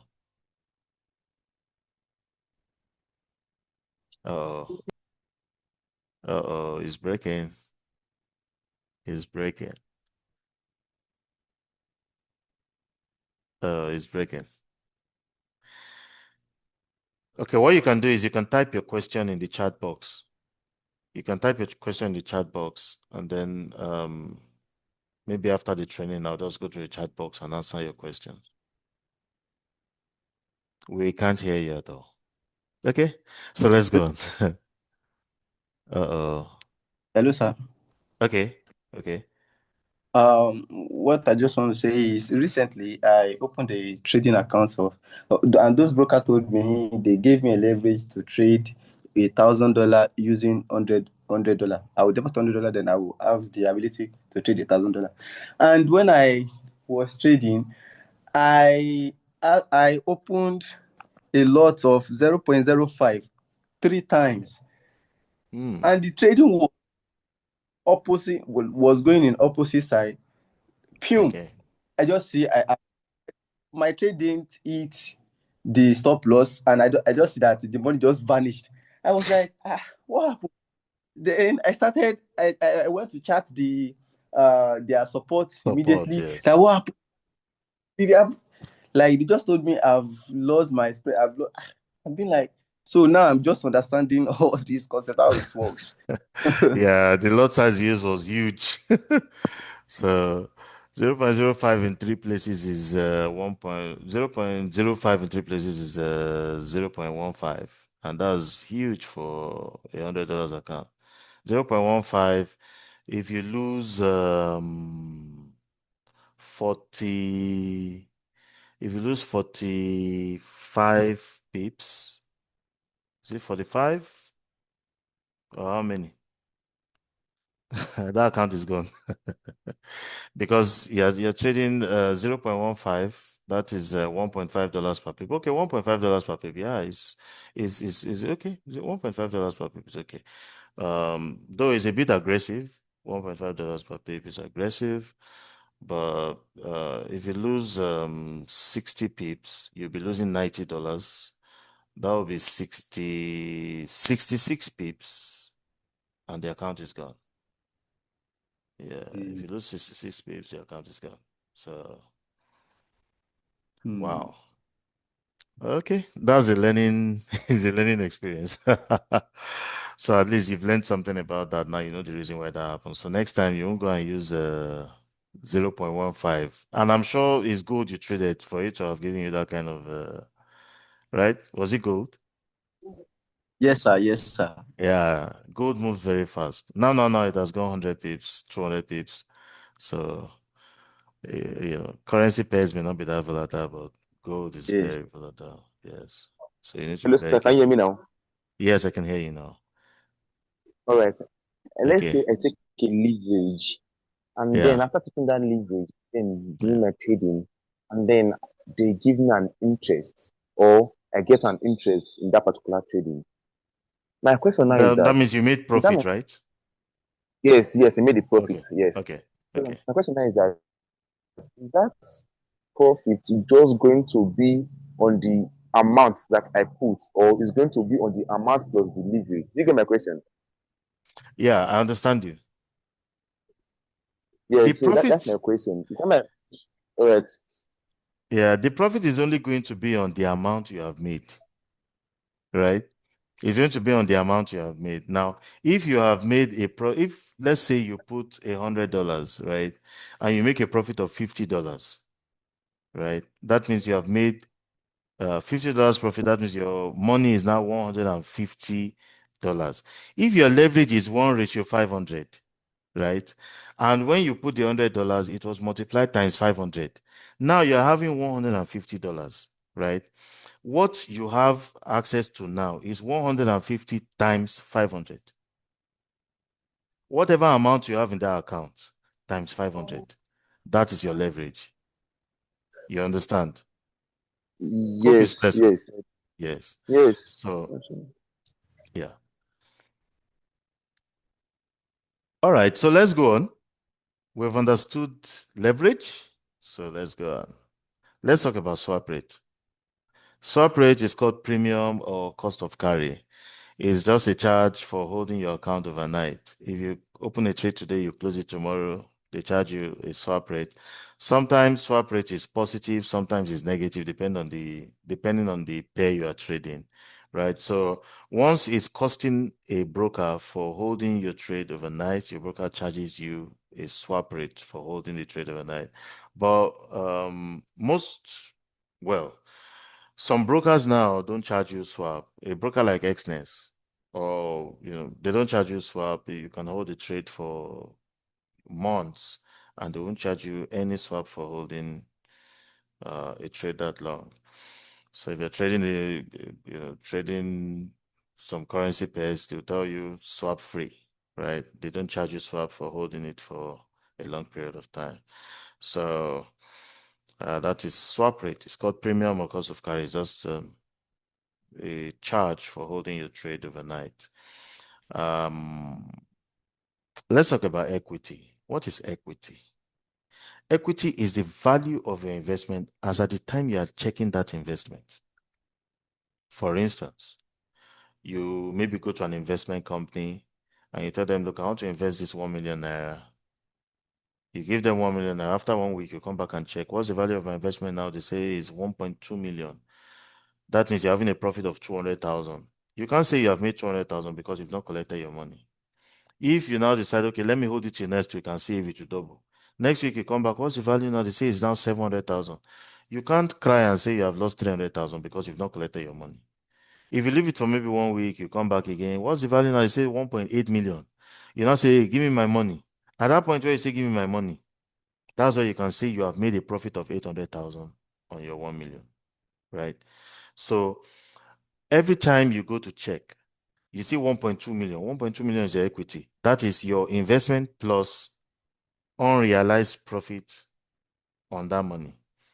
As at the time it was 700,000, the money is still in the market. So it is your 1 million plus the unrealized loss, because the 300,000 loss is an unrealized loss, right? The moment you collect your money, then you have now realized the profit or the loss.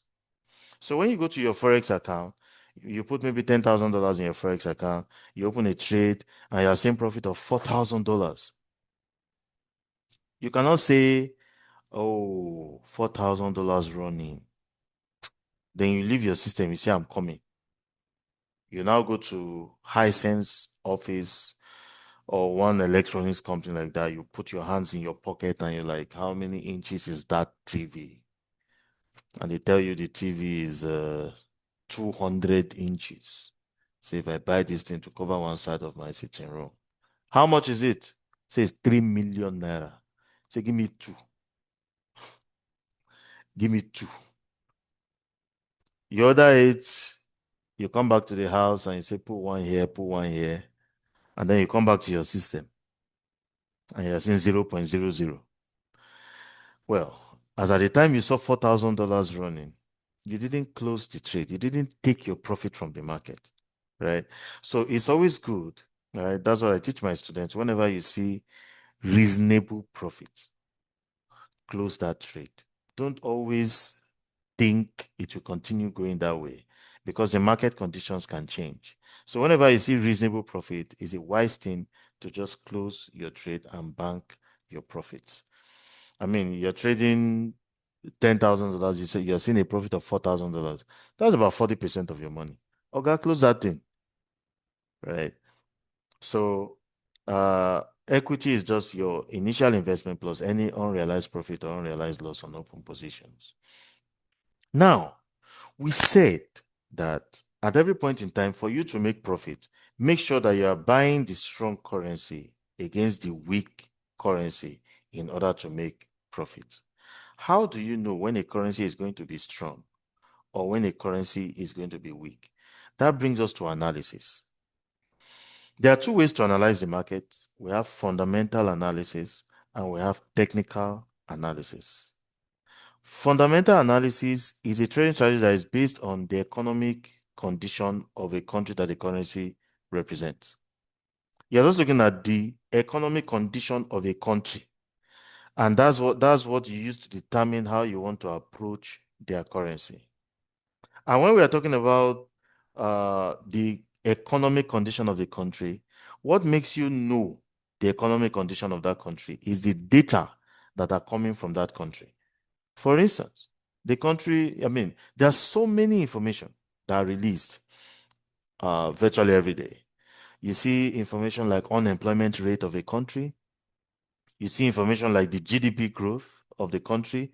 You see information like interest rate, in the country. You see information like retail sales. You see information like the consumer price index. You see information like consumer sentiment. These are things, data that come from the country that help you understand the economic condition of that country. And then when you're able to understand the economic condition of that country, then you can now make a decision on their currency, right? So I'll give you some websites, right? Let me go back to my whiteboard. So I'm going to give you some of the websites that you can see news that affect different currencies on a daily basis. Let me just remove this. Okay. One of them is forexfactory.com. When you go to forexfactory.com, forexfactory.com. There's another one I always use. It's called myfxbook.com. There's another one I use that is called investing.com. Right? These are three of the most popular ones. There are many of them, but these are three of the most popular ones that you can use. Forexfactory.com, myfxbook.com, and investing.com. These are the ones I use personally. So when you go to the website, you see data coming from different countries.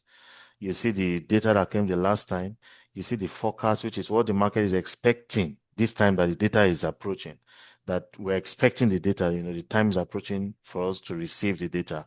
And then the time the data is to be released, when the data is released, you see the figure there, then you can compare the actual figure with the forecast figure, and then you're able to make a decision on that currency. Okay, so fundamental analysis just has to do with understanding the data coming from a particular country to understand how you want to approach their currency, right? So that's fundamental analysis. Technical analysis is different. A trader who uses technical analysis does not look much at fundamentals. It tells you, oh, this is your unemployment rate, is not my business. All I base my decisions on is what I can see on the chart. From what I can see on the chart, Euro USD is going up. Because the price of Euro USD is going up, that means Euro is stronger than dollar. So I'm going to buy Euro against dollar. Simple. Or he tells you, oh, Euro US dollar has gone up to a particular level. And it looks like that is too high at that level. I expect it to drop. So because I'm expecting a drop, that means I'm expecting that the dollar is going to be stronger than the euro. So I'm going to sell the euro against dollar in order to make profit. That's a trader who uses technical analysis. But as a professional trader, you should be able to combine fundamental analysis with technical analysis to make informed decisions on the currencies you want to trade. Right? So those are the two ways we analyze the markets: fundamental analysis and technical analysis. And you understand the two fundamental analysis has to do with studying data, while technical analysis has to do with what you see on the chart. You're looking at the price action, the behavior of price, over a period of time. That's what tells you how you're Sir, gonna. All sorry, right. question So please. yes, This fundamental analysis and technical. yes. Okay, I'm listening. Oh, you're muted. Or your network. Can you hear me now? Okay, I can hear you. I was asking this fundamental analysis and this technical analysis. Sorry Which for of them has more? interrupting, sir. Sorry for interrupting, sir. Okay.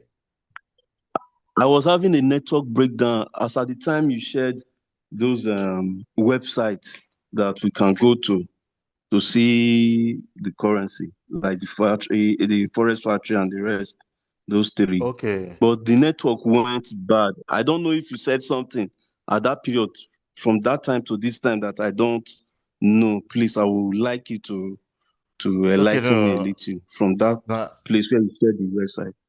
Okay, the website. If you said Yes. something that is very important, that Okay, what will happen is I'm gonna thank give you, you the sir. recorded version of this. We are recording this, so I'll post the link in the group so you can just watch it again. When you get there, you can just listen to what I said around that area. So I Right. will post a So now can you recorded. hear me, sir? Yes, I can hear you. Okay. Right. I was asking this. Oh, we can't hear you again. That would be very great. Okay. Yeah, nice. Oh, we can't hear you, sir. Can you hear me now? Okay, yes. I was saying in fundamental analysis and in technical analysis. Can you hear me? Yes. Which of them has more accuracy in determining the how market will go up or how the market will come down? Do you understand my question? Okay, which one is more accurate? Yeah. Well, Exactly.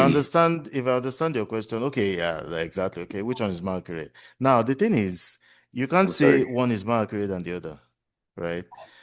If you are trading with fundamental analysis, you're trading with technical analysis, you are speculating, right? But your ability to combine the two makes your trading better, right? So we cannot say one is better than the other. They are equally good, right? They're equally good. Traders who use technical analysis make a lot of money. Traders who use fundamental analysis make a lot of money. But your ability to combine the two now makes it even better. Because take, for example, um, some data come from a particular country, and maybe, for instance, the unemployment rate in the US uh, increases. That means the number of jobless people increase. And then, of course, when the number of jobless people increases, that means you expect that the dollar is going to be weak, right? Now, imagine you now have a situation on your Forex chart where you can see that the euro is stronger than the dollar. Then data now comes out and tells you that the dollar is now even weak because of the unemployment rate that increased. So if you are buying the euro against the dollar at that time, man, you can imagine the kind of move you're going to have, right? Because the technicals and the fundamentals align, right? So I'm just saying this in layman's terms, you understand? But your ability to combine the two, fundamental analysis and technical analysis, makes it better, but they're equally good. Personally, for me, there are some times when I trade fundamentals.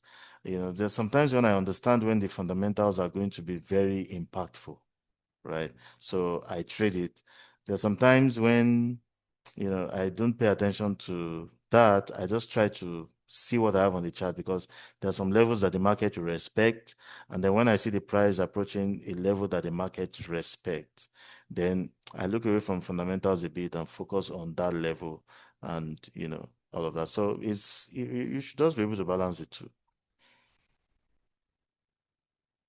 Sure, noted, sir. Noted, noted. Yeah. Any other question? Should we go on? Okay, so let's go on. Stop loss and take profit. What is stop loss? What is take profit? Stop loss is a limit you set on your trade. You cannot lose beyond that limit. So let's say you go into a trade and you decide, look, I cannot afford to lose more than 30 pips on this trade. So when you go into that trade, you set a stop loss of 30 pips. In case you are losing and your loss gets to 30 pips, your broker will automatically close that trade for you in minus 30 pips and bank your loss. Minus 30 is better than minus 200. It's better your broker cuts it off at that 30 than for you to come back later and see that you're losing 200 pips. So the stop loss is what helps you to control what you are willing to lose. The take profit is also the other way. Take profit is, okay, I go into a trade and I want to make, let's say, 70 pips, for example, on the trade. So when you open the trade, you set your take profit level there, 70 pips. So once you're making profit and your profit gets to 70 pips, your broker will automatically close the trade for you and bank your profit. You will just come back later and see that your balance has increased, right?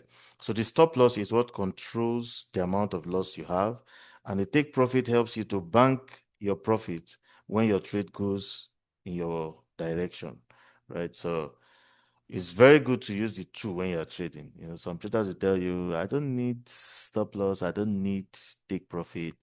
As I'm trading, I'm holding my phone in my hand like this. So if I'm trading, and I feel that the loss is getting too much for me, I will close it by myself. And if I'm making profit and I see that the profit is enough for me, I'll close it by myself. I don't need to use stop loss and take profit. I don't argue with you. But I also know that it's possible for you to buy a currency pair and the price is going up. You bought and the price is going up, the price is going up, and you're counting your profit. $700, $800, $1,000. Hey, $1,000. And you go there and you close. Then the network will start looking at you. The network will now load. It will not tell you no connection. How? No connection, how? Close. It will load again. It will tell you no connection. But if your take profit was there, once the thing gets to take profit, whether you are online or not, whether you have network or not, as long as you set it there, the broker will automatically close it for you at that level, right? So it's very important that you use stop loss and take profit when you're trading. It helps you a lot with risk management, right? So risk management. You can either trade conservatively or aggressively, depending on your risk appetite and your trading goals, right? Conservative trading is slow and steady.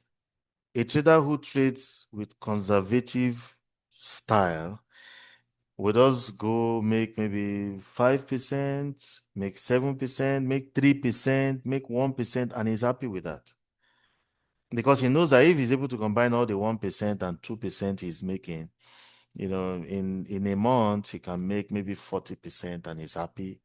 Or, with all those 3%, he can even make 100 and something percent in a month and he's happy.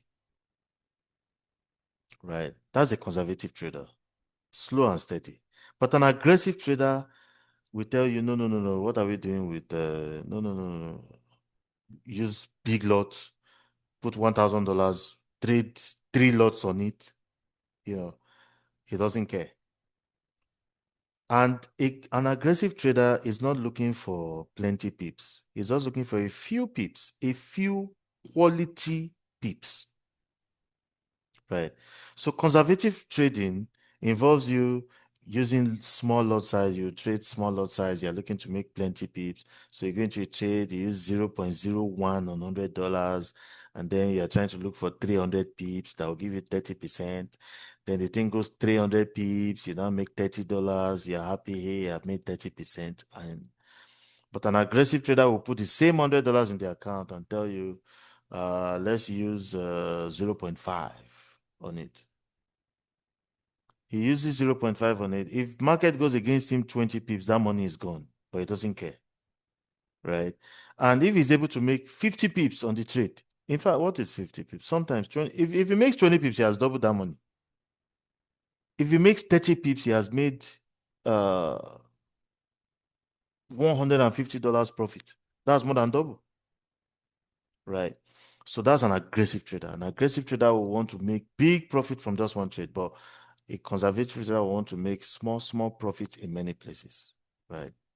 So know yourself and know your risk appetite before you determine how you want to approach the market. Don't use the Forex market to determine whether you're conservative or aggressive.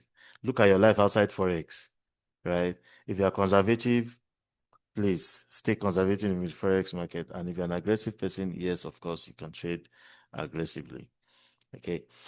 So how do you make money from the Forex market? You can make money from personal trading. Personal trading, that's why we're here to guide you. Personal trading. Personal trading is where you are responsible for your trade. You are the one that will choose the currency pair you want to trade. You are the one that will choose the lot size. You will set the lot size. You will put your stop loss, your take profit, everything, and you will take the trade. You are responsible for that trade. That is personal trading. And we have trained thousands of students on personal trading, and of course they are doing well. In fact, just this week someone posted the Lexus on the group and said he just bought his first car from Forex trading, and all of us were congratulating him and everything. Got a Lexus, I think it was IS something. Yeah, and we're happy for him. And he's a new student. He just joined us a few months ago, and there was one guy who was criticizing me one day in one of the groups, and he said, "Oh, you Forex mentors, all you Forex mentors, this is it." And someone came to the group and posted a video of a house he built. I said, look at this building. I put it up in 3 months with Forex money. So if you're talking about all these Forex methods, don't bring it near this guy. And I was like, well, I don't need to fight you. I don't need to fight. People that are making money will come and fight you that you want to criticize me, because a lot of things we do a lot of things for free. I mean, the mentorship community is free lifetime mentorship for all our students. We don't charge for mentorship. So some students have been with us since 2018 when we started mentoring. Until tomorrow, they are still on the group and they are not paying 1 naira for mentorship. We don't charge for mentorship. A lot of people ask me, how are you able to sustain that? Well, I'm making my own money. I don't need to put a burden on people to be collecting money from them and all of that, for the purpose of mentorship. Of course, when you do the practical training, you pay a training fee, yes, but it's one-off. For life, you enjoy a free mentorship. You don't pay for signals. We trade together in the mentorship community every single day. So we teach you how to trade personally, and then we'll now mentor you. We trade together as a group every single day, right? And it's free for life. We don't charge you for that. Copy trading. And there's something I used to say. Someone was uh, talking about signals and all of that. I said, well, if I teach you how to trade Forex, then I now ask you to come and be paying me every month to give you signals, trading signals, then that means I failed as a teacher. Because what did I teach you? If I teach you and I say ask you to come and depend on me for signals, then I've not taught you anything, right? So our joy is that we teach you how to trade Forex, and then you yourself, you're able to generate your own trading signals for yourself to trade by yourself. That's the beauty of it. And of course, we still trade together as a group. So when I'm trading, the trades I take, I put it on the group. Everybody is able to trade together and make money together, And sometimes I receive some gifts, I receive some calls, I get some messages, and everybody's just saying, well, I'm very happy I came across you. It's something that makes me very, very happy, because um, that's the joy of every teacher, that your students are doing well, right? Copy trading is a way of trading where you link your account with another trader's account. So when you look at the trader, oh, this guy has made this percentage, every month and all of that. He has done well. Maybe he has traded for 2 years and he has made like 20% or 30% per month for 2 years. And like, wow, this is a very good guy. Now you put money in your account, you link it to his own account, so that whenever he does anything on his account, the system will replicate it on your own account. So if he buys Euro USD, for instance, on his own account, the system will also buy Euro USD on your own account. When he closes his own, the system will close your own. If he makes 10%, you also make 10%. If he doubles his money, you also double your money. And if he loses all his money, you also lose all your money. So whatever happens to his account will happen to your own account. That is copy trading. Right. And of course, some brokers will allow you to use what is called a stop loss on your copy trading account, such that in case the person is losing, once his loss gets to 10%, the broker will Hello, sir. separate your account from his account and all of that. Hi, sir. Yeah, okay. I'm sorry for interrupting, sir. I want to ask, I want to ask on the copy trading, what if the balance of my own is not as the same as the person I'm copying is trading? What will be Okay. happening in the market? Yeah, it will prorate it. It will prorate it. If he has $1,000, for instance, and he uses one lot, and you follow him with $100, right? Since he's using one lot on 1,000, the system will use 0.1 on your own $100. So it will prorate the lot size he's using. Okay, sir. Thank you, Based sir. on the amount you have, yes. So, well, that's how many brokers do theirs. I know some brokers will tell you the lot size will be the same. Some will even allow you to open multiples of what the person is using and all that. There are different settings with different brokers. So you just need to understand the broker you're using and understand the settings you can use on your own account. But on XNES was doing copy trading before, and it was automatic prorating. right? But from June this year, they stopped copy trading service due to regulatory issues. So, that's why we had to stop copy trading. So algo trading is another way of trading, where you use AI to trade. So you just link a software to your chart, and then the software does the analysis for you and all of that. So some people use algo trading, it works for them, fine, but personally it's not what I would use because I'm not a fan of algo. I've used it a couple of times and I didn't like what the software did, so I just decided not to use it again. So now I'm 100% manual trading. Okay, Yes, so sir. that's it. Very good. Yeah, okay. Yes, sir. About the algo trading, because there are many, like many adverts going online about the algo trading, that they are talking about that it is the most perfect. Because I was even thinking of it that since it is an AI, then automatically it should be perfect to an extent. So they don't even say it's maybe there is any loss or anything concerning the algo trading. Yeah, the thing is, many of them are just advertising their software to you, right? Someone who wants to sell something to you will tell you anything to make you buy it, right? The market conditions change from time to time, and the softwares are built to work in certain market conditions. When the conditions change, the software is not able to determine that the conditions have changed. It only does what it is programmed to do, right?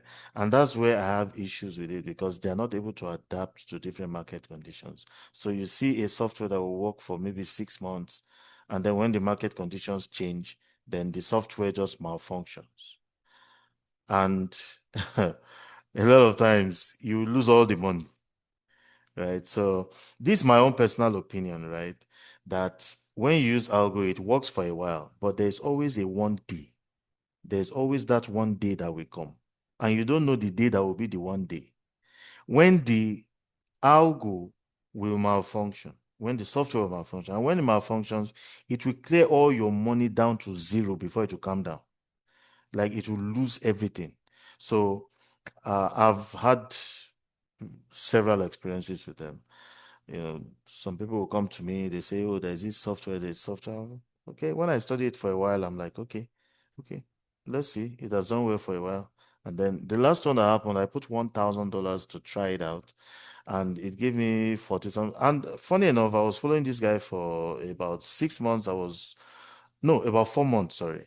I was following the progress of the software and all. He was testing and testing and testing, and eventually, um, he put it on a live account. It was doing 80 something percent every month on the average, right? So when he was to use it on live account, he slashed it to half the lot size. So it was, the first month I put the $1,000, did about 40 something percent on it. And also the guy was, encouraging me and all that. Yeah, you see the things working well and all. And well, I followed it for 4 months and I've seen how it did. So I now put $10,000 on it.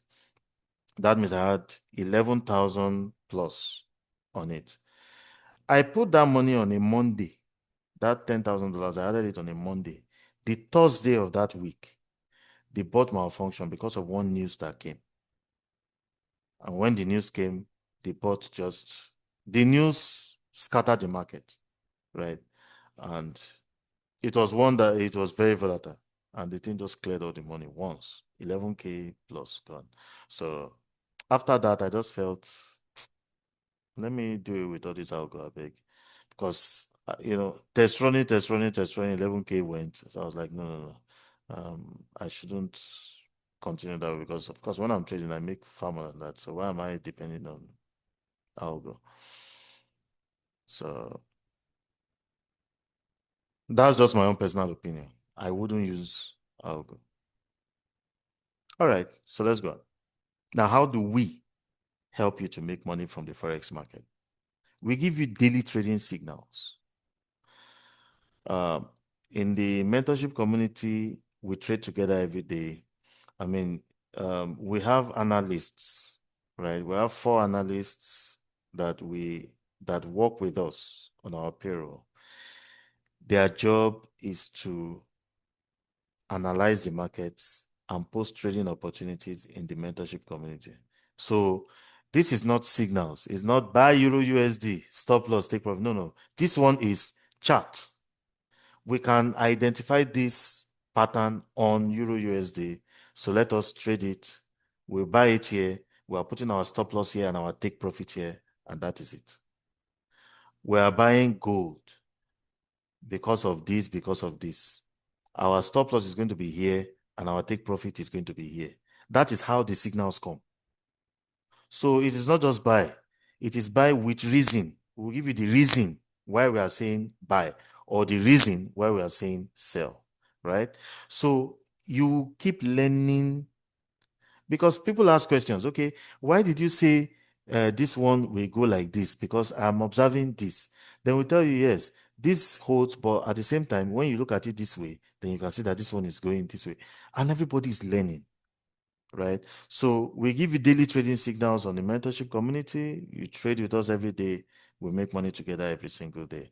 We give you continuous training and mentorship twice a week. I mean, during the week. And then every Sunday, then every Tuesday and Thursday, we have live mentorship session, right? Where all our students globally, everybody comes on Zoom, and then we're able to analyze the market. Okay, what are we expecting for the day? We expect that this currency will go this way. We expect that this will happen because this has happened, and all of that. We can see this support here.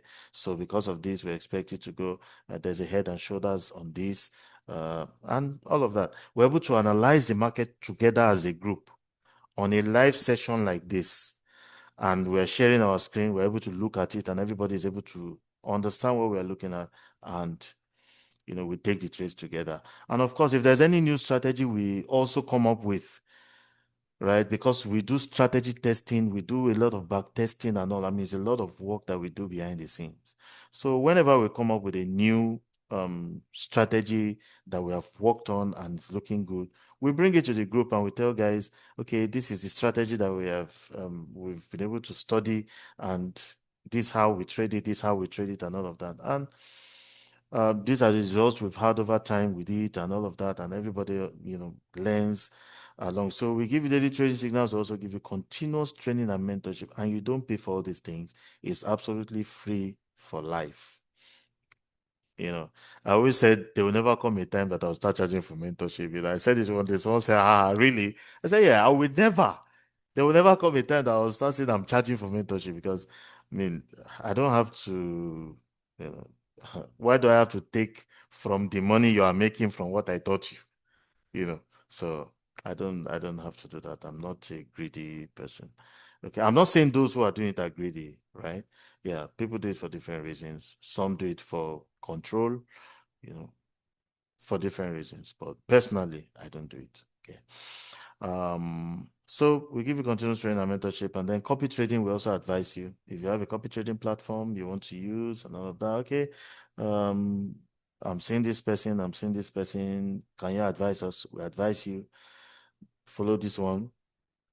If you want a conservative person, we advise you, okay, you can follow this account and all of that. You want aggressive person, we can advise you follow this account. So, of course, we also give you those services in copy trading as well. All right. Now, in addition to what we give you, you also get signals from Xness. If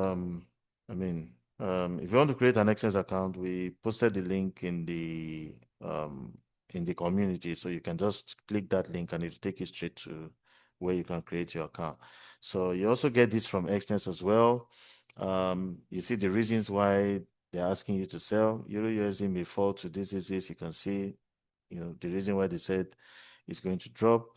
Look at this pair too. You can see this. They said it's going to go up. This is a buy, right? Remember, when it's going up, you should buy. When it's going down, you sell. So here, they are advising you to buy USD, South African Rand. Here also, you see the arrow pointing downwards, and this is a sell, right? And these are the targets. These are the take profit levels, and this is a stop loss. So in addition to what we give you, you're also getting signals from the broker as well. And this uses a strategy called the pivot point strategy. That's what they use for their signals, right? And it's a strategy that is very good too. So, I mean, you have no reason not to make money, really. So, all right, rewards. Now, from time to time, we have students that come to the group and say, hey, look at the profit I made today. Look at the profit I made today. So, I just put this together. This is okay, $205 in one day. This one made $333. This one made $155. This guy made $122. This one, the trade was still running and it was in profit of $83.75. This guy made $2,383 in one day. This guy funded $1,000. This was, quite some years ago. Funded $1,000, made $95. This one, this was 2024. Okay, this person made 327,000 naira. It was one of those times I invited students to come to the office and trade with me because I do it from time to time. I'll just announce, okay, everybody come to the office on a particular day and let's trade together in the office, on the trading floor. So we come online, we connect our offices in Ibadan and Benin together. So, we're able to trade together in the two offices and everybody. And of course, some of our students, international students, they also join online and, everybody just trades together. We make profit together. So it's just, everybody trading with me live, right? So that was one of those days that this lady made this money. She was in the office, she was scared. I told her the lot size to use. You can see she opened two trades. She used a particular lot size there was a lot size I told her to use. She opened the first one. I said, no, increase it. Then she had to open the second trade again. And eventually she made 327K. This is also one of the times I invited students to trade with me in the office. This guy funded his account with 320,000 and he made a profit of 122. You see, deposit 320K and profit is 122,000 naira. Look at this one. She funded 2.5 million naira. And you look at the profit she made, 1,149,000 naira. And when you look here, you see the time, right? 17:00:46. 17:00:46. Now, whenever we're taking these trades, is usually 17:00 we take the trade. 17:00 on the dot, that's when we take the trades. And you're seeing 17:00:46. That means this trade took 46 seconds, right? So all this money was made within 46 seconds, less than a minute. 2.5 million deposits, and then she made a profit of 1,149,000 naira. This is also another one. This person funded $800. You see, 17:01:20. 17:01:20. That means this trade took 1 minute 20 seconds, right? Because it was open 17:00 on the dot. So this is 1 minute 20 seconds, and the person made $800. This one here, 432,000 naira. This is 17:01:09. So this money was made within 1 minute 9 seconds. This guy is one of my students. He funded his account with $9,402, and in 1 week he made a profit of $16,700 and something dollars. And he just posted it in the group. I was like, "See what I've done in a week." I was like, "Wow, interesting." Okay, and this guy funded his account with 3,164 and made $1,421. This guy funded $1,000, made 264. This guy made $217 in one day. This is one of our analysts. He funded his account with 231,000 naira and he traded it for 1 week and he made a profit of 892,000 naira. And of course, he made a withdrawal of 923,000. This is the same guy. He was having $33,682 in his account. He took one trade on gold with 0.2 lots and he was making 253,000 naira. Of course, the trade was still running. And of course, you see equity showing 287,000 naira. Okay. This is the same guy.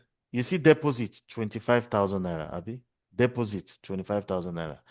Look at the profit, 1,280,000. Now, this guy told me he wanted to make 15 million, right, between September and December 2025, last year. He wanted to make 15 million, and he actually made it. At every point in time, he had 25,000 naira in the account, and you see, he grew it and grew it. He made 1,280,000. He withdrew this amount, and he kept growing it and growing it and growing it, and he was able to achieve 15 million by December, right? This is my personal account. This is my personal account. I funded it with 13 million naira, and I used 30 lots on it, and the trade took 6 minutes 9 seconds. Hey, please mute yourself. Mute yourself, please. Mute yourself. Please mute yourself. Okay. So I used 30 lots, and I did 10.7 million. This trade took this 17:06:09. So this trade took 6 minutes 9 seconds. So within 6 minutes 9 seconds, I did this 10.7 million with a deposit of 13 million. This is also another client funded 1.6 million, made 448,000 naira. This one funded 1.2 million, made 685K. This one funded 3 million naira, deposit 3 million, profit 1.5 million. This is also my account too. $5,000 I funded, and I used 7.5 lots, and I made 3,108. If you look here, you are seeing 17:00:46. So this trade took 46 seconds. Now you see that the profit is 3,202, and the profit here is reading 3,108, right? That was it's because of the kind of account I was using. I was using a pro account, right? That charges you zero spread. You know, Xsense has those kind of accounts. They don't charge you spread, but they charge you a commission, right? So I use this account, they charge me a commission. So if you do the maths, the 3,202 minus 3,108, you get the amount that I was charged in commission for using 7.5 lots, right? This is also my account. There was going to be a breakout on, gold, and one of my staff was telling me, the price approaching this place, I expect there to be a breakout and all. So I funded the account. I just took one careless $500 I put there. I said, when the breakout occurs, please let me know so I can just do some aggression on that account. And then when the breakout occurred, I took these two trades, and then I did $437 with that deposit of $500. This one of my accounts, I was actually explaining something to someone one day, right? So I moved this $72 into the account, and then I was explaining to the person, okay, so when the breakout occurs here, you now take the trade here, you open the sell, then after this again, you open the sell. So all the trades I was opening were just there, and then $70 became $724. I was making a profit of $652 from this. This one is also my account. I was having $12,000 in the account, and I took this trade with 10 lots, and I made 8,193. Then after that, I made a withdrawal of $15,000. I did a screen recording actually when I took this trade. I did a screen recording which I can show you. Um, uh, okay, okay. This is another account. Okay. After this stuff I'm showing you, you see the video, the screen recording I did when I took this trade. Okay. This guy funded his account with how much? 1,542, and after 1 week, he was having a profit of $1,921. This guy too funded his account with $1,800, and after 1 week, he was having $1,939 profit. Okay, so I'm doing well. My students are also doing well, and that's the joy of it. Everybody is doing well, right? So this was a screen recording I did, right? I don't know if you guys can see. Can you see the figures changing? If you can see the figures changing, please just unmute yourself and let me know that you can see it. Yes, Yes, we sir. Yes, can sir. see Yes, it. sir. Yes. Okay, yeah. So this was the screen recording I did when I took this trade. You see that the balance in the account is 12,279, and I took this trade with 10 lots. So you see the stuff reading $4,000, right? This stuff is about 3 minutes. Okay, so this is the trade. I took the sell, and I expected it to get to this level. So that was just it. So I made $8,000 on the trade. The video is about 3 minutes or so. So now it's on 5K.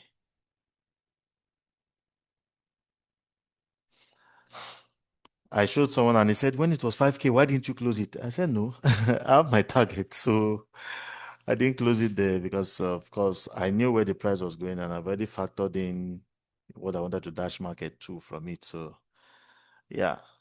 So I expected it to drop here. You see the way the price is moving.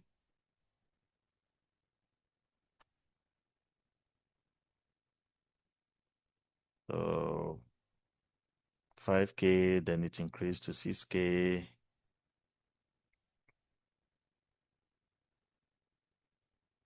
Yeah, 6K, then 7K. Now, when it hits take profit level, when it hits take profit, this thing will just disappear.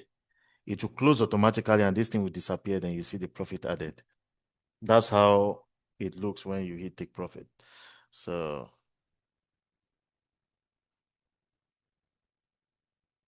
oh,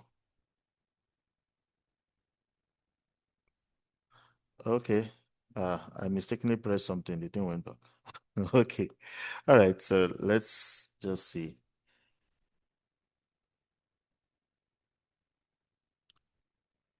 So it's on 3K, then 4K.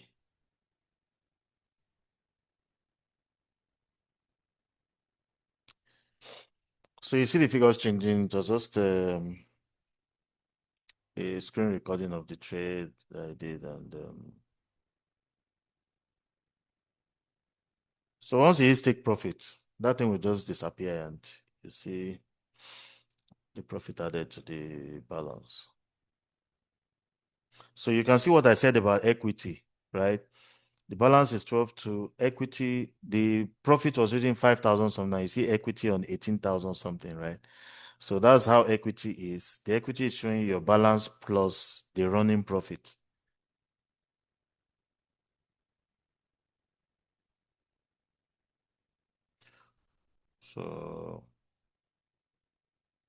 So you see, I expected it to drop to that level. And you see the way the price is moving. So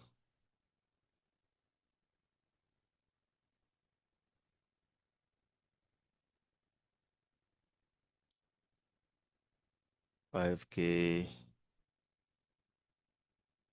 and 6K, then 7K.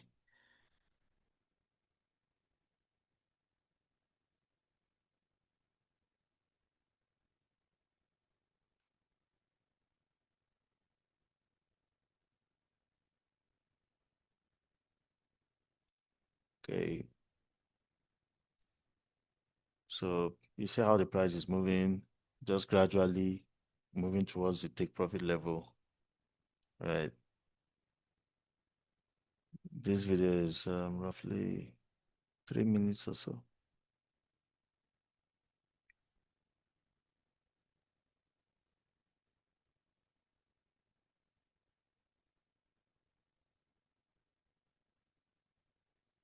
Okay, now yeah, so that's it, has closed.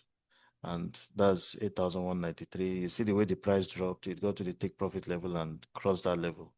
So my balance was 20,472.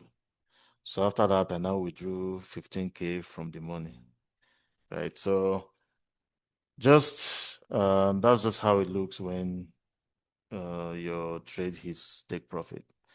Okay. So there are several times when I've invited students to come and trade with us in the office. This is one of them. This was June 2024. This one was July 2024.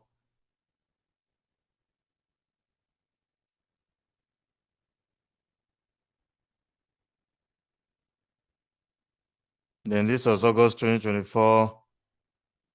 Then which one is this one?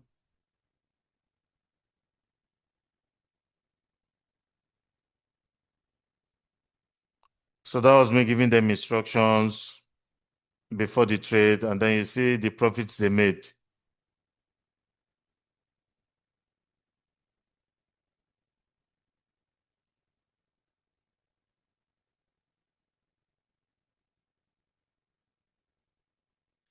So hope you guys can see the videos. Yes, Yes, sir. sir. Yeah. So there are many of them. Well, which one is this one? This was November. So November. This was 2025. This was February 2025. There are many of them. You know, from time to time we invite them to come to the office and trade with us. This September.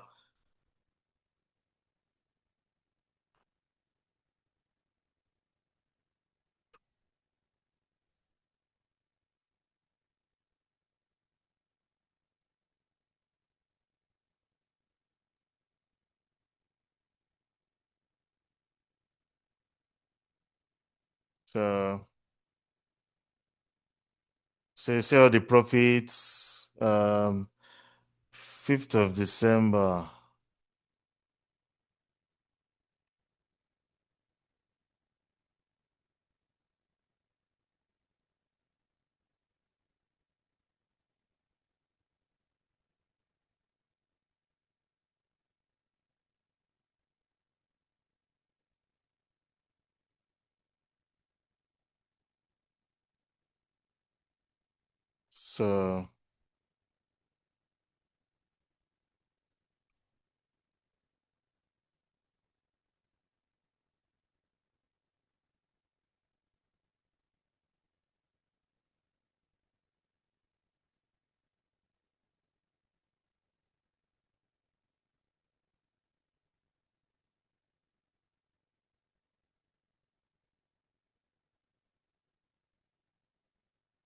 So this one in December, I told them to come to the office and make fast Christmas money. This was December 19.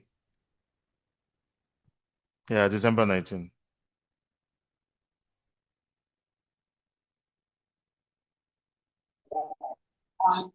Sir, these people that are making this kind of good amount of money, are Yeah. they using leverage, or it's just their own? Are they what? Are they using that Are leverage? they? Yes, they're using leverage. They're using leverage. Okay, okay. Yeah. Because this kind of money is attractive. How let's it now. Seeing them, I'm seeing 100 and something thousand. Oh, yeah. I'm seeing $1 K. Yeah. Yeah. What is what is the smallest amount of money that you think that someone can put into to start this trade? Forex. It's always good to start with like $100. $100 is a good start. And that should be how much in Nigerian naira? That should be 100 and something thousand. Like 140K, yes.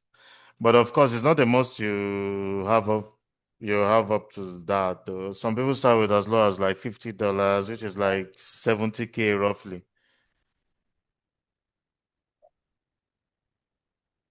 Hmm. So this was Let me Christmas okay. money.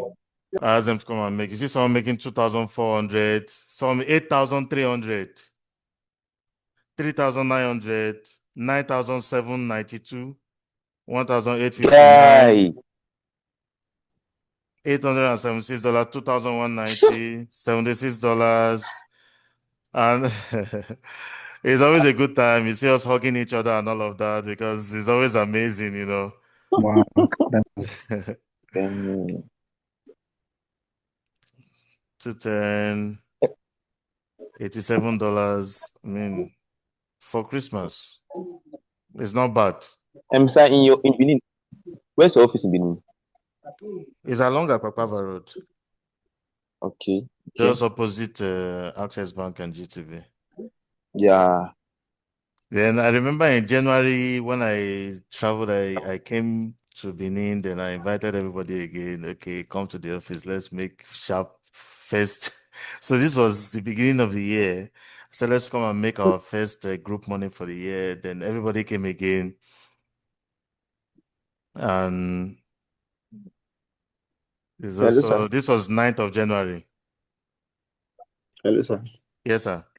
I just want to say something little. What I want to say is I have had at least 5 years experience in trading forex. I started maybe 2020. Actually, Yeah.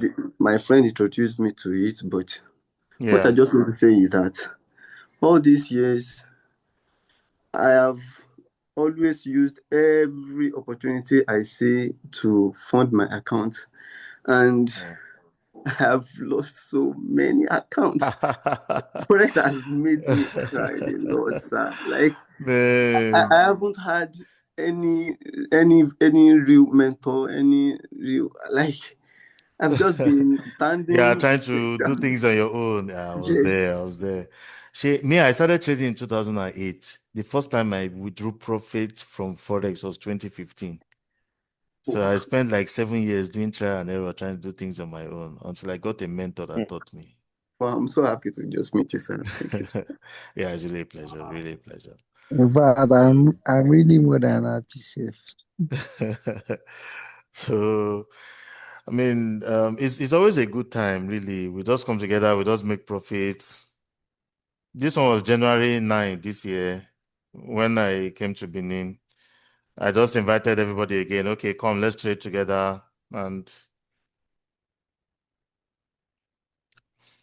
so that was me in our Benin office. Ibadan office also connected online. So everybody in Ibadan office And and Benin office as well. So this was when the and trade sir, was this in one that progress. We were waiting for it to hit TP.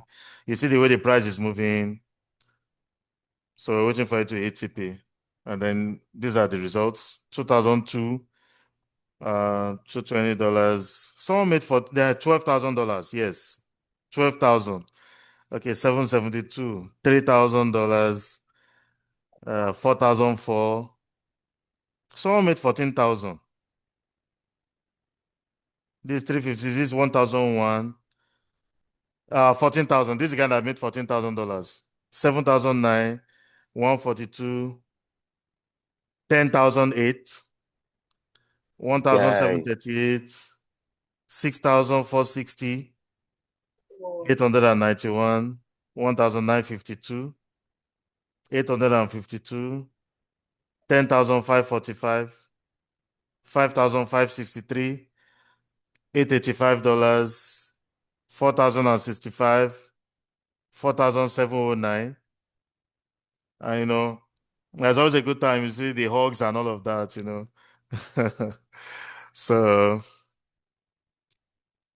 4,930, 1,750, $199, 898, 125, 193, 261, Please, sir, where's your office at 105. Ibadan located, sir?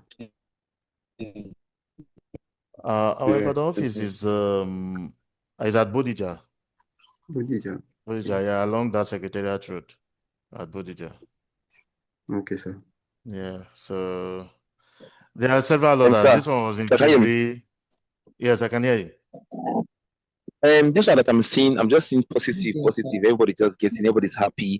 Is there any like was there anybody that having downside effect or like something that lost or something like that? Because I believe that how let's say it now, you cannot just be all Hmm. around gaining. You get there should be one person that Okay. should have you get what I'm saying, right? Ah, let me explain that one to you. Now, this is it, right? Um, there are some times that we have people who make losses even in this environment. Now, there was one guy who Mm, made a mistake. When we said buy, everybody clicked buy. He normally we trade gold when we're trading like mm, this. The guy was on Bitcoin and he clicked buy on ouch. Bitcoin, and man, he lost money. There are some, when we give them take profit level, we tell them set your take profit to this level. Everybody, it will go hit everybody's take profit and everybody is happy. Some people, because of greed, they will say, no, I'm not going to use the take profit level that was given. I will allow it to still go further. You didn't sleep yesterday. Then they have losses, right? So it's something that happens sometimes that we have some students that make some mistakes like that, or because of greed, they say no, they're not going to stop it where everybody is stopping. They want to still move further. And then another thing is that this news, It's a particular data that is always released, and whenever it's coming like that, I just, sometimes I'll just say, come, let's trade it together. Now, I traded it for about 44 months. I mean, 44 consecutive months, right? And there was no single loss. Then 2 months ago, we had a loss, and that was because there was a bombing in Iran. There was a bombing in Iran that day that affected the market, and it was a general thing. Everybody complained. It was a very bloody day in the market, and that one did not go well. Wow. So I mean, if we have traded it 45 times, and then only once it didn't go well, then I think that's a very good one. So, Is a plus. um, Is a plus. Yeah. and it's the news that comes once a month. So we trade it. Then we introduce some other ones again, some other data that look very, very good, and we trade them too. And I mean, everybody's doing well. So, man, it's just a very beautiful one. And some people use these things to buy cars. Like they Yes, sir. do things. They do things. I see videos sometimes from some clients, and you'll be hearing things like, the money I made from the last 2 months was what I used to do my roofing. One guy came to the group. He said, my Sir, please, first sir, where do you land call your office in Ibadan? in Ibadan. It's Hello? along, is at Bodija. It's at Bodija, just it's near Awolowo Junction, just not far from GTB at Bodija. I think both of our offices are near GTB. If you can locate GTB at Bodija, we are just 2 buildings away. If you locate GTB at Akpakpava Road in Benin, we are adjacent to GTB. So we're just close to GTB in both cities. Okay, Awolowo Junction, Bodija. So then definitely we will still post all those things. Yes, we'll still post those things on the group Yes, anyway. The address and the phone number Awolowo you can Junction, call to locate the office. Bodija, Yes. inside Money Point office, Money Point or Metro Eye, the same Oh, building. yes, exactly. We're on the same This building my with network. Money Point. Oh. We're on the same building with Money Point. So if you can locate Money Point office in Ibadan, we're on the same building with Money Point. Right. So I mean, there are lots of videos. If you go to our Instagram, Yes, you'll sir. see lots of videos, where Yes, we sir. trade with our students live, and we make a lot of money together. This was February, Hello, many. sir. I have Yes, a okay. question, sir. All Yes, right, sir. sir. I said, apart from goat, Yeah. like which other items do you trade in the market? Like, maybe you have certain, maybe like 3 or 4 items that you trade. Apart from that, like apart from Okay. goat. Apart from gold, well, really, we Yes. trade all currency pairs. Like every Sunday, we trade crude oil. Every Sunday night, we trade crude oil. So tomorrow night, we are going to trade crude oil again. We trade crude oil every Sunday.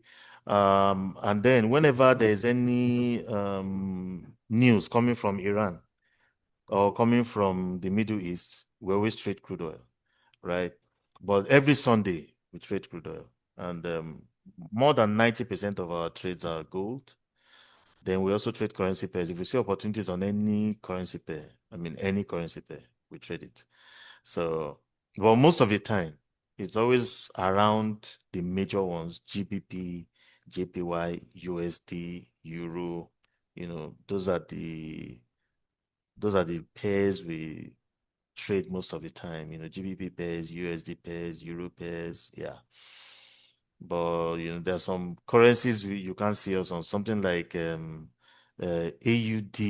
NZD, for instance, Australian dollar, New Zealand dollar. It's a very slow currency pair. I don't like it. So we trade virtually most of the currency pairs. So be it currency, be it commodities, even silver, we analyze silver. We trade Bitcoin. Like today and tomorrow, we are going to be analyzing Bitcoin. We're trading Bitcoin together today and tomorrow. Then Sunday night, we trade crude oil. Then over the week, currency pairs and gold. And silver, we trade silver too. So, all right. So the copy trading platform on Xness that we used to have on Xness, this is how it looked. You see the trader, you see the number of investors, I mean, that's the number of people that are following the trader. You see the fee because they have profit sharing. The system shares profit for you and them when they trade for you. Some of them will tell you whatever profit they make for you, you share 70-30, and the system will do the sharing. They don't have access to your money. It's the system that does the sharing, right? So, and then you see the return they have made over time and all of that. So that's how the copy trading platform used to look. But Xness has stopped copy trading. And then when we did copy trading on Xness, we had this, in 1 month, that was between December and January 2026, we did 23% return. In 3 months between October and January, we had 106% return on our copy trading.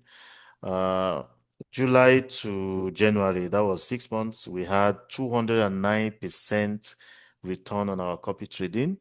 And for the year 2025, we had 325% profit on our copy trading. And when you look at the graph, you see how consistent it is. You see how smooth the graph is. Very nice slope. So that was what we did in 2025 to January 2026. But for now, Xness has stopped copy trading because of regulatory issues. So for now, we have stopped copy trading, right? So now, why do we trade Forex? Why Forex? Accessibility is a very accessible market. I mean, just download the app and trade on the go. Accessibility is a 24-hour market. You can trade any time of the day. Narrow focus, you can decide to narrow your focus to USD pairs and you make your money on only USD pairs. You can even decide you want to trade only gold and you make your money on only gold. There's an account I've traded on. It's one of my accounts. I traded only gold on it. When did I do the funding on that account? Let me check the date I did the funding on that account. I funded it. Hold on, let me just check. I funded it on 4th of June. 4th of June, yeah. That was when I funded the account. And between 4th of June and now, I've done about how many percent is this now? This is almost 8 times. Almost 8 times. That's almost 800%, yeah, on it. On only gold. Trading only gold. Yeah. So So you can decide to trade only one thing and you make your money on just that one thing. And you can also decide to trade USD pairs. You can decide maybe not only one thing, but all pairs that are related to USD. And you trade USD pairs and you make your money. I used to have a friend, the guy who taught me Forex the first time, he was always trading crude oil. He was trading only crude oil.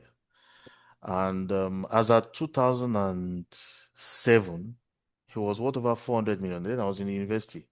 He was worth over 400 million as a student in 2007. And you know what money was that time? The value of Naira as at 2007, it was worth over 400 million as a student. And he was trading only crude oil. So narrow focus. You can trade only one thing and make your money, right? High liquidity is a highly liquid market. There's never a time you say, I wanted to buy pounds, there was no seller. I wanted to sell dollar, there was no buyer. No, you always have buyers and sellers. The market only adjusts based on demand and supply. When the demand for a currency increases, the value goes up. When the demand drops, the value goes down. And when you make your profit, now you withdraw in 2 minutes, you see a lot. There's nothing like we are waiting for the money to come from. No. It's in real time. And it's a very highly liquid market. The market cannot be cornered. You can't have one individual that will just hold the market to ransom.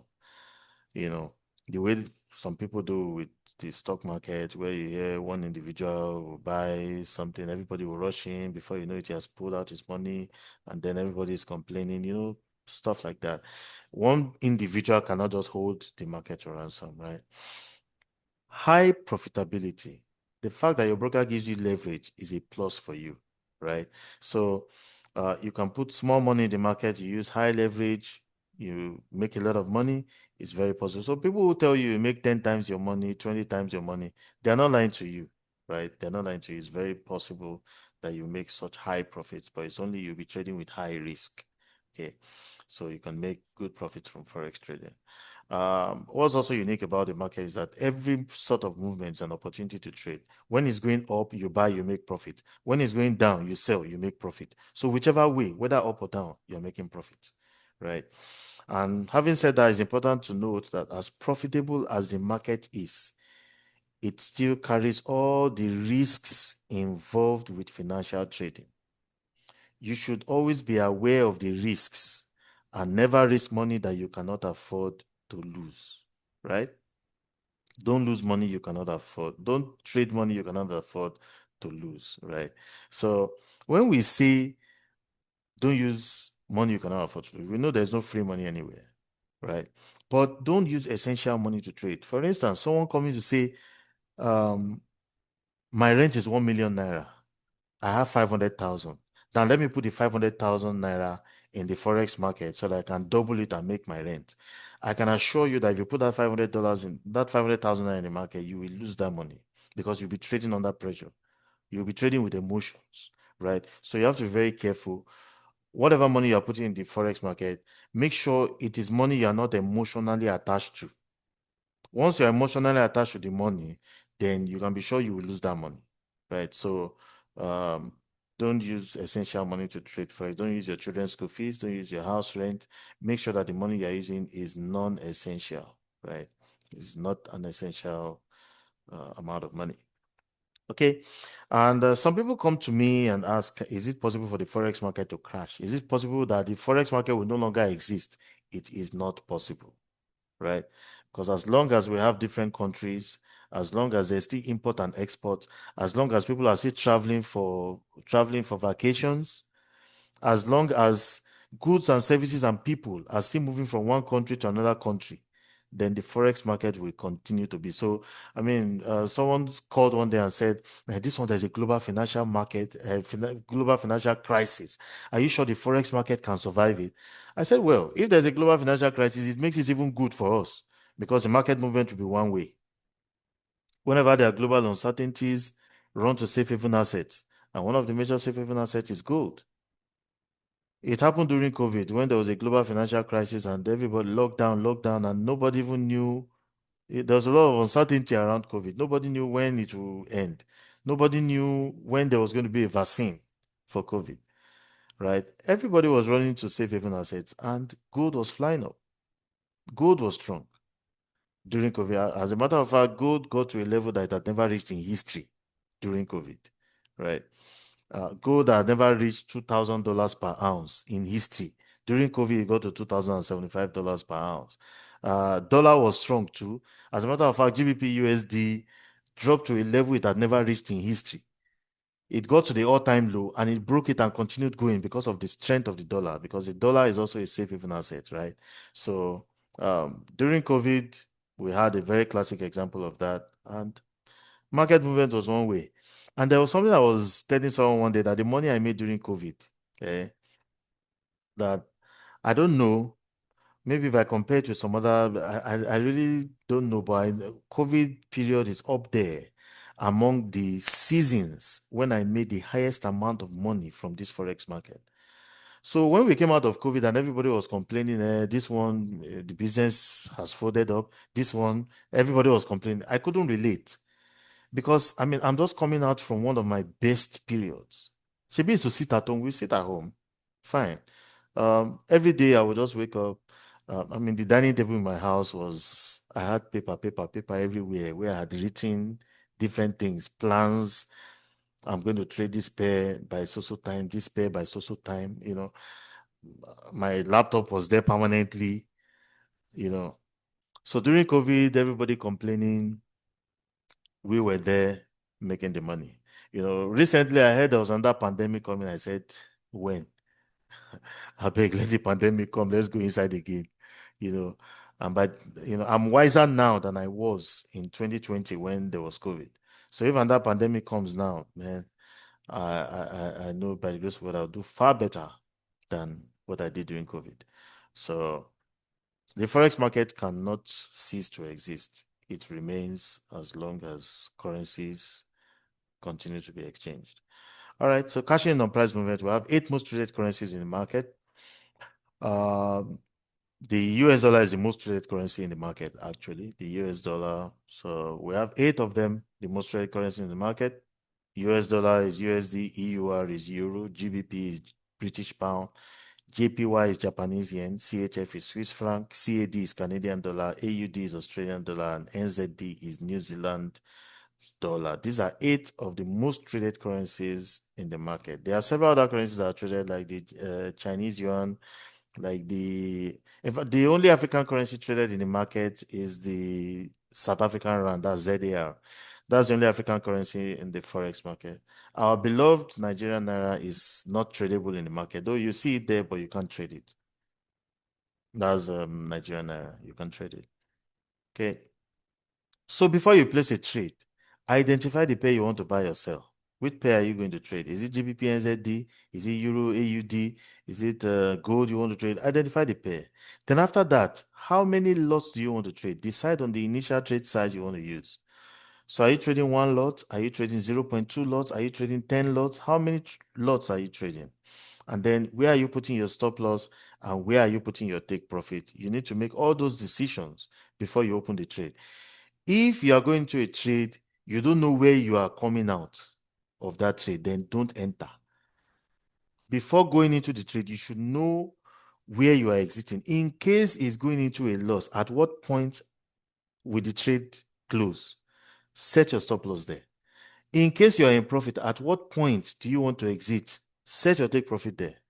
Those are things that should be decided before opening the trade, right? Rather than opening the trade out of emotions. Okay. Like they always say, if you don't know where your destination is, by the time you even get to the destination, you will not even know that you have reached there. Right. So it's always good that you have stop loss and take profit. Okay. The quest for volatility. We say the market is open 24 hours a day, but what are Yes, the sir. best times to trade? Okay. You have a Yes, question. sir. Yes, sir. Let's say you placed the trade already. So now then you set your take profit and the stop loss. So and then probably maybe the market is moving against you. Can Okay. you adjust either the stop loss or the Oh, take profit yes. to Yes, suit you? you can always edit your trade. You can increase the stop loss, reduce the stop loss, increase take profit, reduce. You can In the always edit process your of trade. the trading going Yes. on. Yes, Okay, while sir. the trade is running, yes. You can do that. So the quest for volatility, the market is open 24 hours a day, but not every hour is good for trading. Some hours are good for conservative traders, some hours are good for aggressive traders. So let's look at the periods during the day where you can catch some very good moves, right? Now, we have different sessions in the market, 4 different sessions in the market. We have the London session, we have the New York session, we have the Sydney session, and the Tokyo session, right? Now, all the times here are GMT times. They're GMT. The London session runs from 8 a.m. to 5 p.m. GMT. The New York session runs from 1 p.m. to 10 p.m.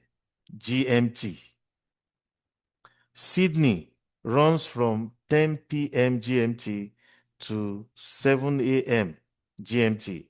And then Tokyo session runs from 12 midnight GMT to 9 a.m. GMT. So all these are GMT times. So what are the best times to catch good moves, right?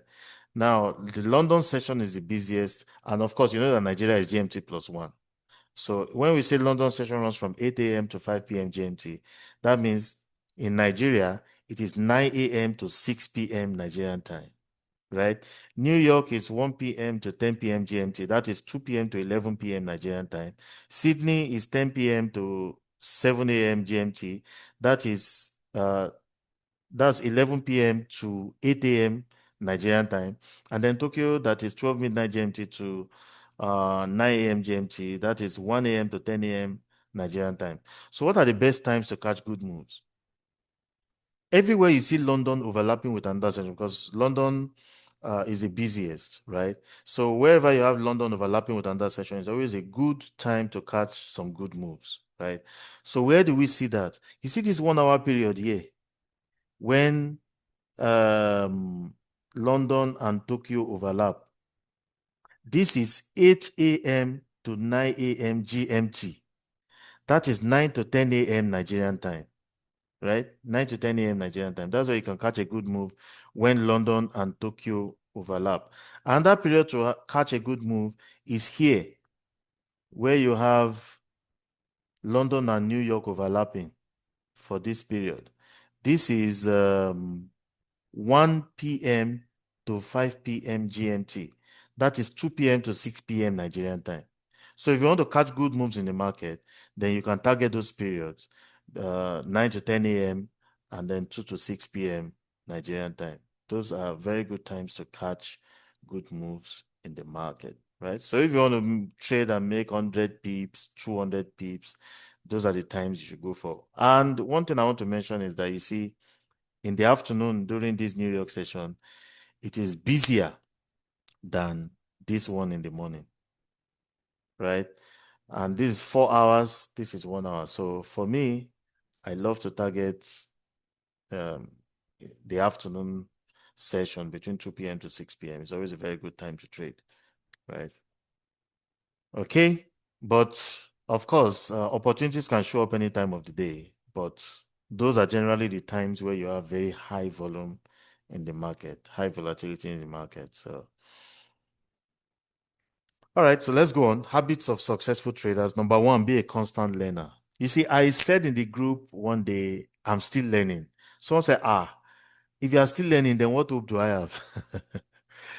Man, last week I was studying something and I posted on the group. I said, this weekend is for study.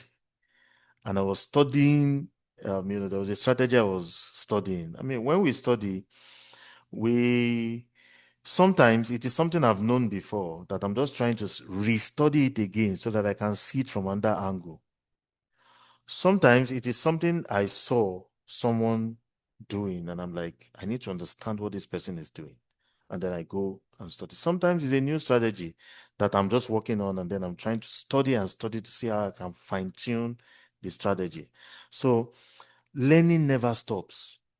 I've been in this market for 18 years. I've traded Forex for 18 years. Of course, I spent about 7 years out of the 18 years in the wilderness. I mean, trying to figure out things myself. But from 2015 till date, I mean, it's been a very, very good journey. I was working with a financial institution. I resigned in 2017. That was 2 years after I got it right with Forex. I mean, I was head of operations for South South in a financial institution, and I resigned in 2017 to face Forex full time, right? And when I was resigning, everybody was like, hey, where is this guy going? I said, HR even called me one day and said, let us know the salary they want to pay you in the company you are going. Whatever salary they want to pay you there, we'll match it. I said, I'm not going to work for anybody. I'm going to be on my own. Everybody was surprised, like, I mean, this your position is what everybody is dreaming of. And I was like, well, I have to leave to face Forex full time. So 2017, I left. And then, in fact, what got me into mentorship was that in 2018, I left Asaba and moved to Ibadan with my family because my wife's business needed that. So I moved to Ibadan. Then I wanted to just have a group of traders where we'll be trading together every day. Just a group of traders where we trade together, right? So I started training people for free. I rented a place in Ibadan and everybody will come together. I'll train everybody for free and all of that. And then as the numbers were increasing, we had to clean the space we were using. We have to clean it. We have to keep records of people that were coming and all of that. So I employed somebody. I said, okay, so your job is to be cleaning the office. Just be cleaning the office for us, and that's it. And then, sometimes she needs to run errands and all of that. She was the office assistant. And so the first person I employed was an office assistant to be just cleaning the office and all of that. And then as the numbers were increasing, we had to control the numbers. Then at some point, I paid the rent the first time. And then after that, I was like, am I going to be paying rent for these people, teaching them free, then paying rent and all of that? So I said, okay, no, everybody should start paying 5,000. When you come, you want to learn, you start paying 5,000 naira. So I was just putting money, When it's time to pay rent, I pay rent. When it's time to pay the salary of the cleaner, I pay the salary of the cleaner and all of that. And then, and that's how it grew into what it is today. We got to a time we said, okay, we have to control the numbers. So we had to increase the money that we're paying to 10,000 naira and all of that. And some of the people that pay 10,000 naira, they are still on my mentorship community till tomorrow. They're still making money till tomorrow, right? So that's how it grew into what it is today. And now we're talking about Trading Academy. Now we have departments, analysis department, customer service, and all of that. That's how it grew into what it is today. So, that's just my journey over the 18-year period, right? So I am still learning, right? I'm still learning, I'm still studying, and I see people who have even gone ahead of me who are still studying. So who am I not to study? So be a constant learner. Develop a trading plan and stick to it throughout the trade. Have control over your emotions. Once you're in a hurry to enter a trade, don't take that trade because you are going in with emotions. And if you rush in with emotions, you will rush out with emotions too, right? So you have to be careful about your emotions. Have a risk management strategy. Know what you are doing that is helping you manage your risk, right? Practice proper money management. Stick to your trading strategy. Don't be jumping around. Hey, you see moving average here, you jump on it. You see price action, you jump on it. You see this one, you jump on it. Then you're now trying to analyze. You say, hey, moving average say buy, price action say sell, SMC say buy. So which one am I now going to do? You don't have to confuse yourself with that. Stick to your own trading strategy. Even if you have a loss on it, yes. I still have losses. When I do technical analysis, a lot of times I still have losses, right? No strategy is 100%, right? I still have losses sometimes, but what is important is that the profits we make are far more than the losses. That is what's important, right? If you are having $1,000 in your account and then you are losing, you make a profit of $100 and you're losing $700, that's very wrong. But if you make a profit of, let's say, $400, then you lose $40. That's a net profit of 360. Makes sense, right? So even if you have a loss on your trading strategy, stick to it. As long as you know it is a strategy that works, stick to the strategy. That strategy will still give you back the money you lost. But sometimes you see someone that has two losses and then the person says, I'm not using this strategy again. Which other strategy is there? And then he's running to another one. It's not a good way to develop yourself as a trader. Live a balanced life outside Forex. When you're supposed to pay your rent, pay your rent. Don't say, don't worry. Shebi, I'm a Forex trader now. So when it's getting to 1 month to when the rent will come, I'll go to the market and go and use 5 lots and make the rent in 1 day. Well, it is very possible, but it's not a good practice, especially as an upcoming trader. Personally, for me, there are some things I want to do, and I decide I don't want to use my money to do this thing. Let me go and bring the money out of the market, and I go into the market and bring out the money and do what I need to do. I just need to look for 1 or 2 setups, and I'll bring out the money. So, of course, is not what a new trader should do, right? With time, you get to that stage where when you need some amount of money, you can decide, okay, I'm going to go into the market to bring out the money.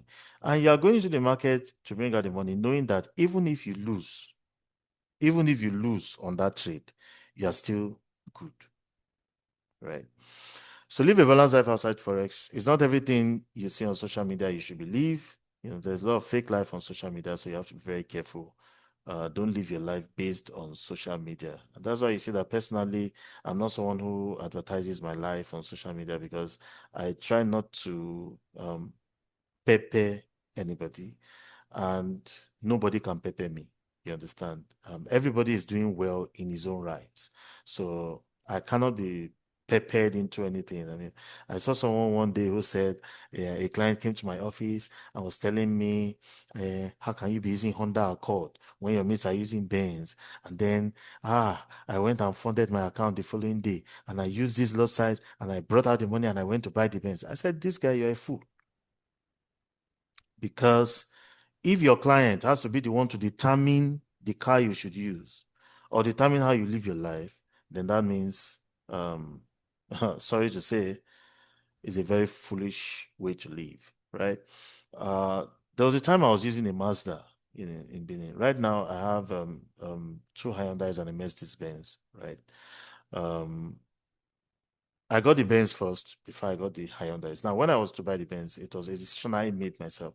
I just traded over a period of time. I just knew, okay, I want to get this car, not because anybody was peppering me, right? I was always moving constantly between Ibadan and Benin, and there's no direct flight between Ibadan and Benin. So what I was doing was, I would drive because I looked at the time for me to drive to Lagos and take a flight. I mean, and now, why will I drive to Lagos and fly when the same time you take me to drive to Lagos is the time you take me to get to Ore and then go to Benin? So I was like, no, well, I'm someone who likes to drive, so I just drive to Lagos, drive to Ibadan from Benin, drive to Benin from Ibadan, all of that, moving between two cities. Now, the Mazda was very rugged for the purpose because, I mean, very, very rugged. It's a Mazda CX-9, very rugged. I mean, any portal, if you enter any portal, move, nothing. The shock absorber, everything was perfect. And it was a very good car. The AC, all the features were very good. I loved using the car, and I was using that car. Now, someone came to the office one day and was asking my staff, if your boss is making so much money, why is he using Mazda? I said, really? Did he go to the market to go and price Mazda and compare the price with Benz? Or does he know that the cost of maintaining a Mazda is even higher than the cost of maintaining the Benz? And all of that. So well, it doesn't move me. All those things don't move me, right? But it got to a time, the Mazda, after I used it for about, was it 3 years or so, it started needing repairs frequently and all of that. Okay. So I decided it was time for a change. And then I wanted to buy the Mercedes Benz, and then I just went into the market, traded over a period of time, brought out the money, I went and bought the Benz. Now, I tried using the Benz to Benin, but I realized that, man, I wasn't liking it the way the Benz was entering the portals because I bought it very expensive, right? So what I did was, and I started shipping the car. You know, whenever I want to go to Benin, I would drive to Lagos. The company will come to the hotel and take my car on the truck, and then I'll fly to Benin and go and wait for the truck to arrive with the car and all of that.